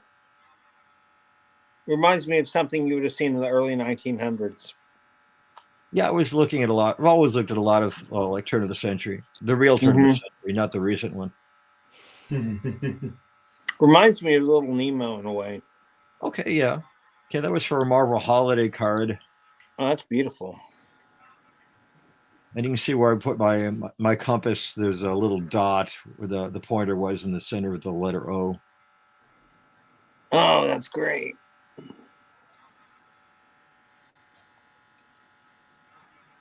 Okay, here's Marshall. Oh, Scorpio Rose.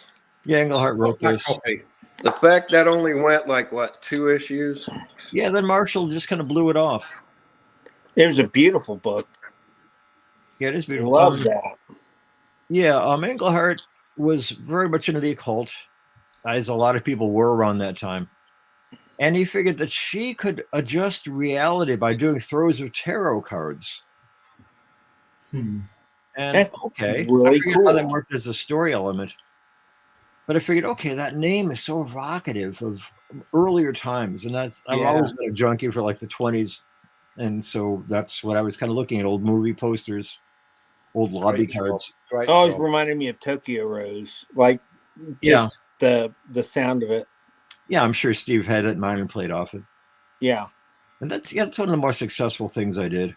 And the Dr. Orient. I love that's that. Beautiful. And this is why I did so few logos for the mainstream, because my stuff didn't look mainstream at all. No, it I doesn't. just couldn't get mainstream. But to hell with mainstream, it looks better than mainstream. It does. Well, yeah, but there was only so many gigs like this, and Marvel's publishing, new Spider regular income. PC and Eclipse, with all the names and Craig there. Yeah, and Michael T. Gilbert, who was a really wonderful penciler for Craig. I mean, Pacific Comics for me, the quality was fantastic. It's just they had they imploded, because they were a distributor and they gave all their gave all their clients credit, and they abused it, and they ran out of cash and went under. I always call PC the modern EC with the stable of talent they had there. I can believe that. Yeah. They came and went so quickly. Okay, here's what a talent pool. Oh, yeah, Smitty's worth $1 million. And so I give him a romance style for the like a 40s, 30s, 40s sheet music style for the title on this. But I mean, just look at that page. That you already know the words are going to be good because it's Chris.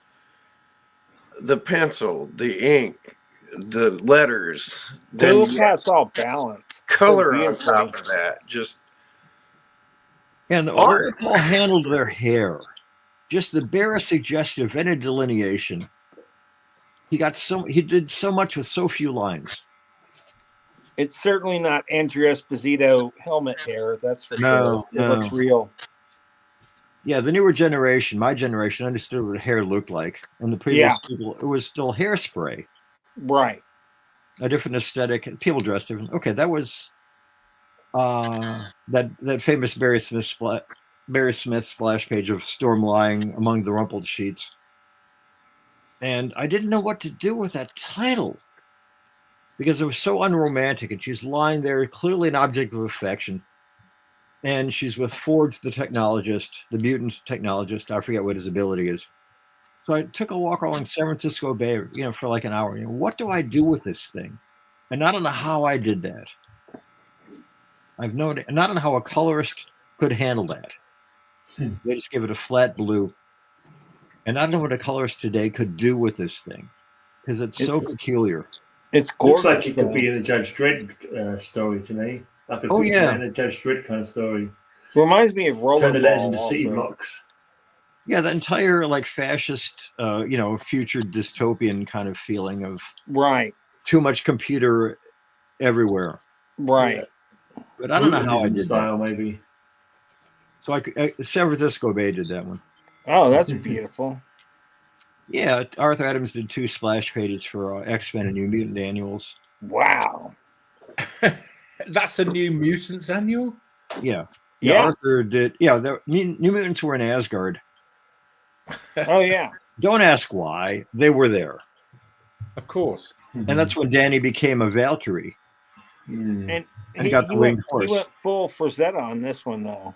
Yeah. Arthur's crazy in a good way. He is so good. He's a mad genius.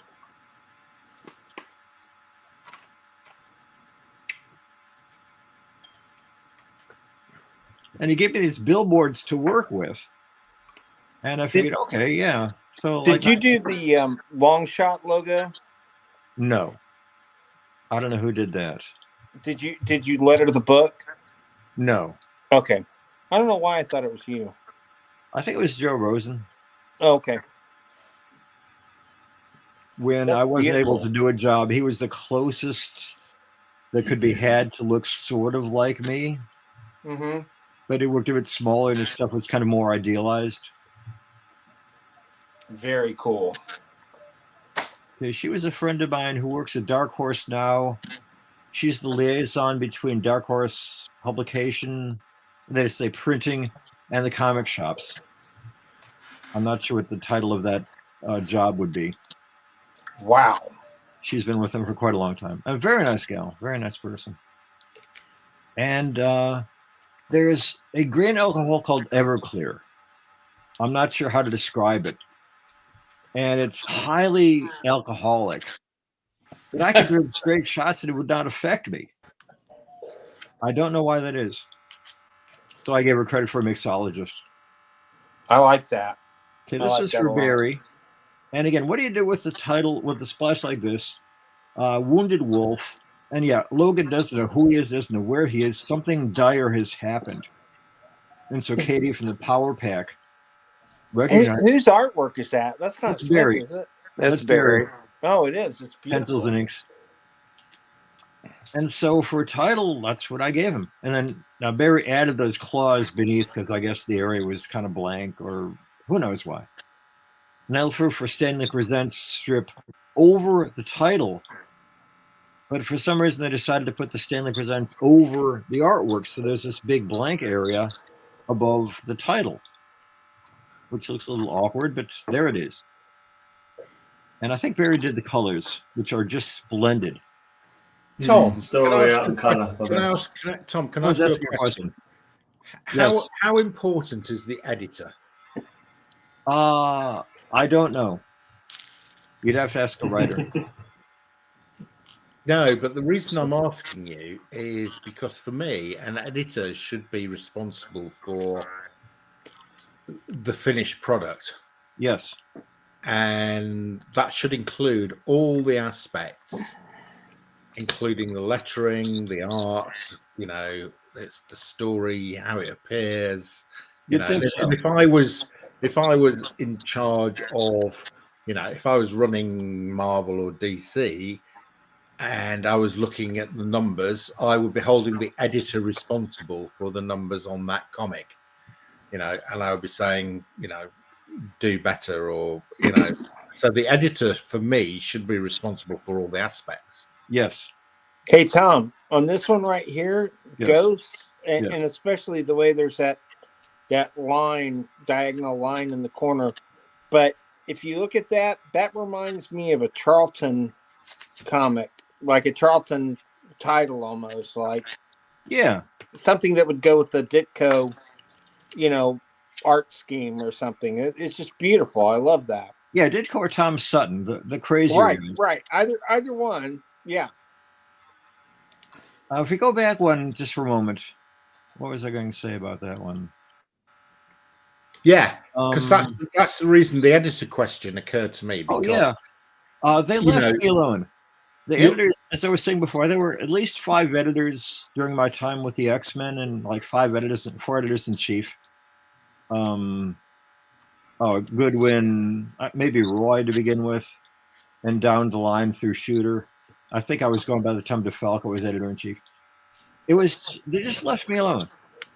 I've been on the book a long time. No one had any complaints. I was doing interesting work, and so I never heard any feedback. I know, but that's such a strong statement on that title. That is almost the strongest thing you see on there. And this happened more times than it didn't on the books he lettered. Honestly, he did this consistently through his run on the X-Men. Me? Huh? You're talking about me? Oh, yeah. Absolutely. Oh, yeah. Yeah, well, I'm sorry. I didn't mean to act like you weren't in the room, but it was just a great relationship because, when you get down to it, there's like from my era, you could say there was myself, Todd Klein, and John Workman, and then everyone else.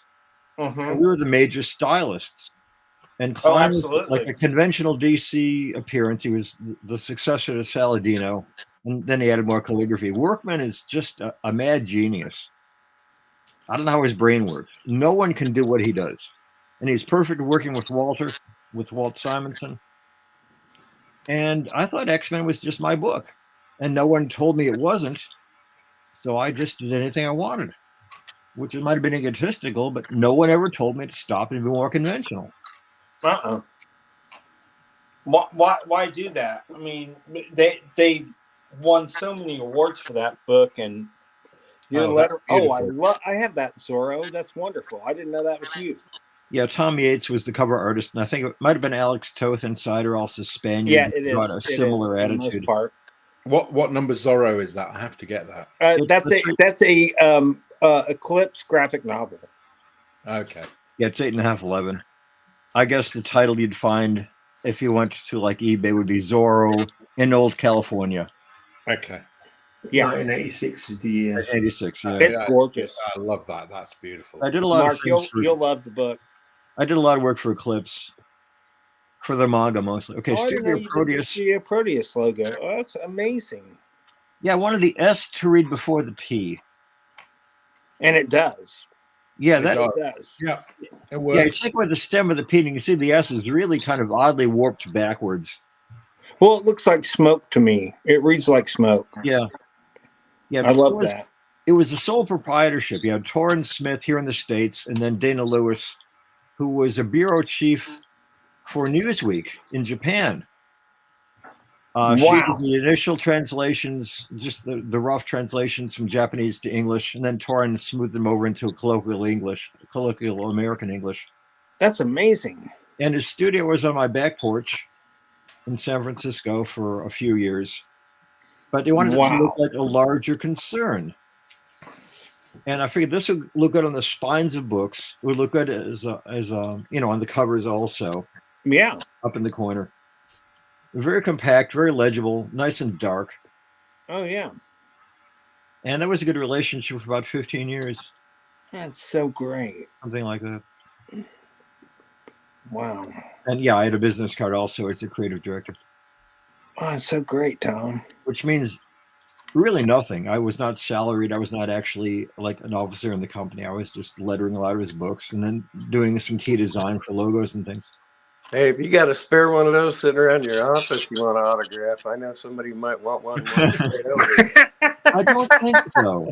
I don't think I do, to tell you the truth. I've one each of a few things. That's something I did for Studio Proteus.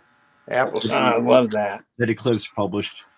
And then I guess Dark Horse was the inheriting publisher. Uh-huh. Great stuff. Yeah, I'll trade you business cards, Tom. I got a few of my business cards left. I'll sign one for you and send it. Yeah, I'm sure they're great. That's fair. Yeah, that turned out pretty well. I was happy with that one. Oh, it's beautiful. It looked great on covers. I know that. Yeah, it was distinctive. It has a bit of a Japanese feeling to it. It seems kind of foreign. No, it reads Japanese to me very much so. Yeah, not necessarily it's a cool story in the right. Yeah, the letter A is a little peculiar, but it balances, and so we leave it. I love it. Not everything has to. I love it. There's a little thing you've written here saying that you had people said they couldn't read it, so you showed it up to the drinks at the next table. Oh yeah. And yeah, they immediately said Appleseed, like 3 or 4 guys, just all in one breath. Kat Ironwood was the editor. And she and Dean were married for a period of time. And she's extremely nearsighted, so she has to have her nose literally on the page in order to see things properly. And for her, it being that close, it just didn't scan. It just wasn't legible enough. So the next table, they could read it. And if drunks can read your logo, then it's a fine logo. Wow. There was a nice fish and chip shop too. I do miss it. There it is, yeah. Mm-hmm. Terrific.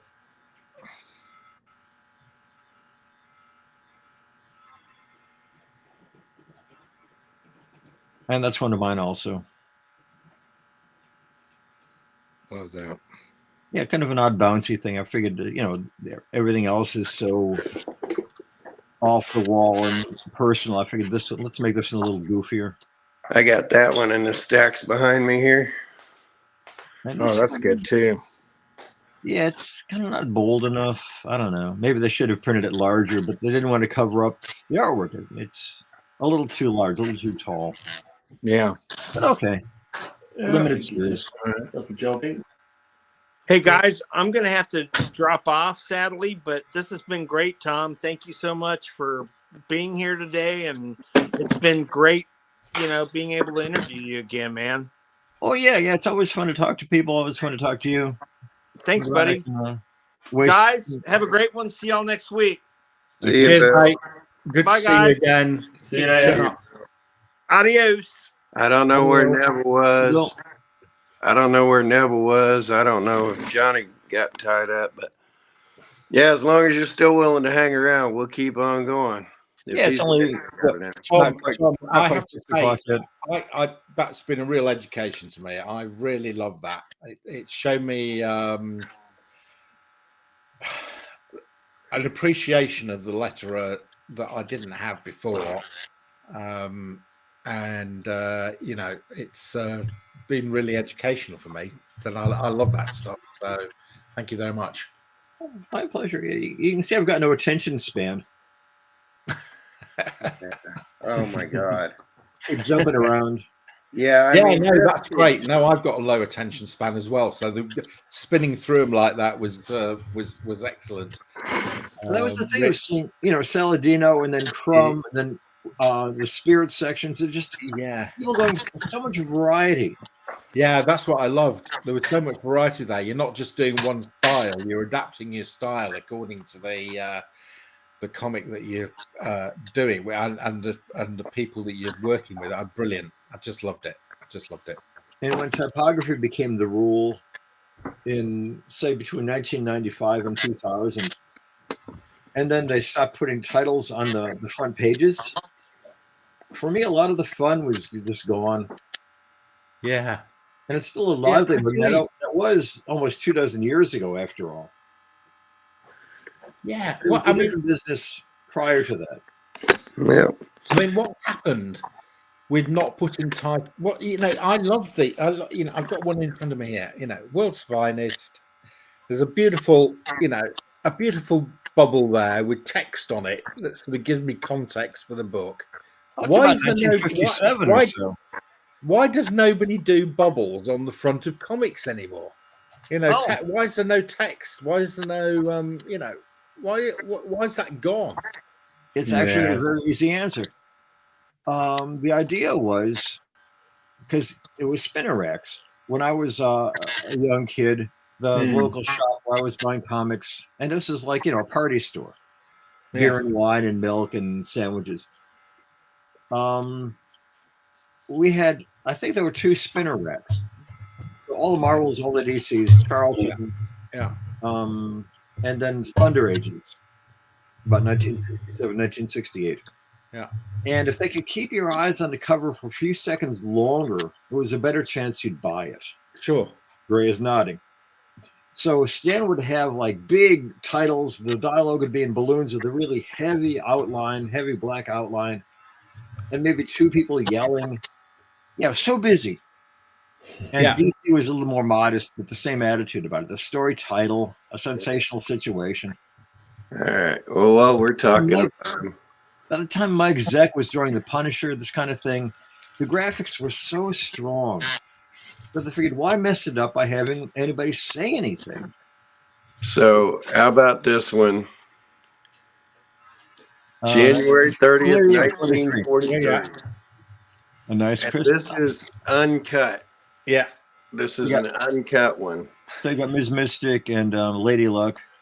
Got Lady Luck in there. Got the Marines on the back, which again, I'm kind of partial to Marines since I was. Okay, continue your story, Tom. Oh gosh, where was the story? Oh yeah, so they put blurbs on the covers in Mike Zeck. Okay. When Len Wein was editor, which was fairly briefly, about 3 months, and he just didn't have the physical strength, the health to maintain that kind of pressure. He would have blood or death or kill on every single cover. Big, bold letters. Yeah. And no one knew quite why he was being so bloody about it, but bloody hell. There it was. Blood and gore sales. It might have been that, because then Gil Kane was around that time and then subsequently drawing pretty much all the covers. Ron Wilson did quite a few. Romita did some, but mostly Gil Kane. For it seemed like about 5 years. And they were so dynamic and action-packed. And yet someone always had to be saying something, which I think became like visual clutter after a while. How much did you really need on the cover? By then you had comic shops. I love the covers like that.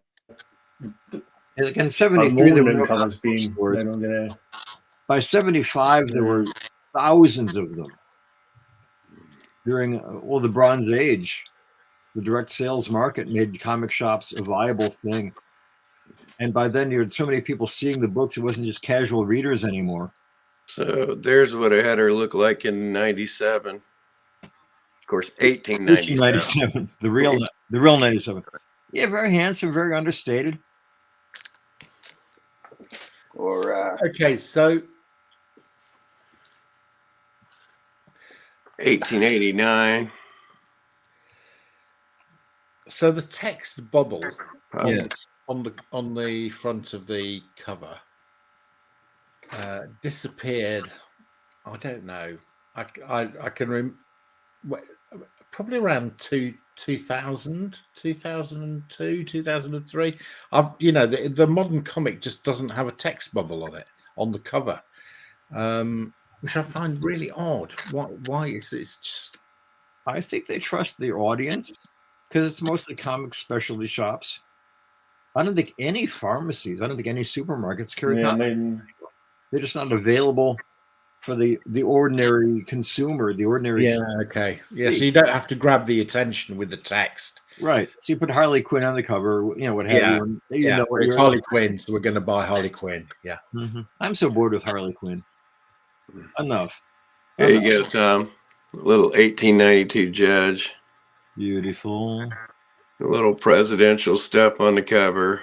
And McKinley, Harrison. Then to step back into history, the back covers all the Tammany Hall guys. Oh, that's remarkable. Now, what's really cool about this, even though that's an 1892 book, here's an 1886 inter-office correspondence envelope. When people could do handwriting. Yep. There's a fun one with that. And since I dug these out, let me show you a couple things. And these, again, comic book precursors. Chumps from 1913 and 1914. How many rooms of books and collectibles do you have? Just one room. Just one room. This is all in one room.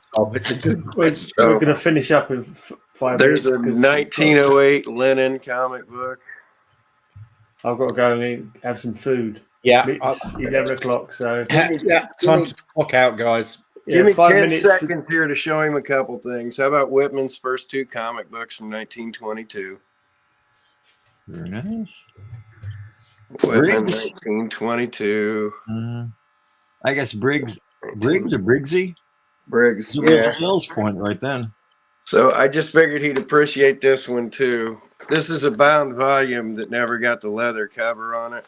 All right. That's the entire collection of the 1925 issues of Funny Wonder and all the Chaplin stories, and it's an entire year of it. This came from the London Museum, and they never bound it, and it found its way to me. But what I wanted to show him was, since he's a comic book appreciator, little Walt Kelly and the Brownies. Oh, beautiful. Now, I didn't dig out my first Brownies from 1882, but there's little Walt Kelly Brownies. They put a lot of thought into the color on these. Yeah, little Brownies. But then we go back to the turn of the century in the 1898 Candide. Yeah, much more florid in the approach to things. Homer Cox's Queer People. Then it stemmed from this St. Nicholas magazine, and I've got some of the originals of that. But that's really old. Potentially the old, and I've got their first 2 appearances from 1882. Okay, I'm going to go. I've got to go, guys. So last thing. Okay, right. Yeah, it's been 2 hours. The oldest comic book you'll probably ever see, 1896. Great. So we didn't get a chance to talk some more. Yeah. Thank you very much. I really enjoyed that. It was fascinating. That was good. Tom, really enjoyed chatting. And it's been a anything Tom wanted to say before we go? I thought would be the best way to do it. You got anything you want to tell us before we wrap up and go and have some dinner? I can't think of anything profound or silly or anything. It's comics are such a joy. It's a shame that the audience is so small. I don't think the unit price is so high necessarily. But I bought them for a dime. I bought them a lot for 1 year and then 12 cents for quite a few years. And they just aren't normally affordable.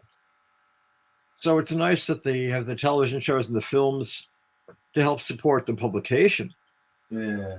One thing Paul Levitz did back in the 80s or so when he was the new publisher was he convinced the management at Warner Communications that they should give him a budget because the comics were research and development for the films and the television shows. A really cheaper source for ideas and continuity and character development. They can't be done nearly as easily in these other mediums. In comics, it's easy. And we're kind of still living on his legacy of developing these ideas in the print comics. I've always seen comic books as like storyboards. They actually play Yes. out in my head that way. You know, I actually see them like a movie. Yeah, Starlin gave us Thanos and all these things in comic books for 15 or 20 cents. Harley Quinn was an animation character too, but she's been developed in the comics. And, you know, Matt Murdock, Luke Cage, all the things that became the series on, was it Showtime? Netflix and Netflix and Disney Plus, yeah.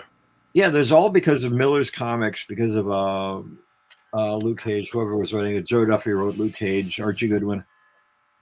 And I think, yeah, the comics need to be sustained, and I hope they will be, that the parent companies, Disney certainly understands the value of the print comic books. So I'm pleased to have been a part of it, and I apparently still will be. Yeah, Bob fantastic. says he wants to do Spawn 666. And I think I'll be 107 years old then, so I don't know if I'll do the entire run. Hey, I started in 66, but that's because I went from zygote to human that year. But Tom, in all seriousness, this is an open door. You want to come on, tell stories, show off comic books, is an open door. Okay, I'd have to put together a few. But yeah, I've got thousands of comic books. Yeah, comic stories. Anytime you want to come on, tell, you want to play show and tell, you want to hang out. If you're just bored on a Wednesday, hell, if you're just bored on a Tuesday, what do you think, Graham? Get him on a Tuesday evening show. He does. Come and dish the dirt whenever you feel like it. Okay. Yeah, he's got runs from like 5 to 7 stateside here, but Tuesday nights he's just show off comic books. You know, if you're ever interested, just ask me to send you a link. I'll send you a link to it. You want to show off comics, talk comics, just shoot the shit about life in general, buddy. We're here. We bought a house a few months ago, and it's going to take a lot to refurbish it. And I'm over there every day. It's about half a mile from here. So my days are pretty tied up between just McFarlane's deadlines, other deadlines, and trying to get that yard into shape across town. It needs windows replaced, needs a lot. So, good luck. I'm just kind of short, but I'll do what I can, because nothing's better than talking about comic books. Yeah, just like I said, anytime we got a direct link. Anytime you want to. You can smoke a cigarette while you're showing your comic books if you like. We won't stop. That's been 3 dozen years.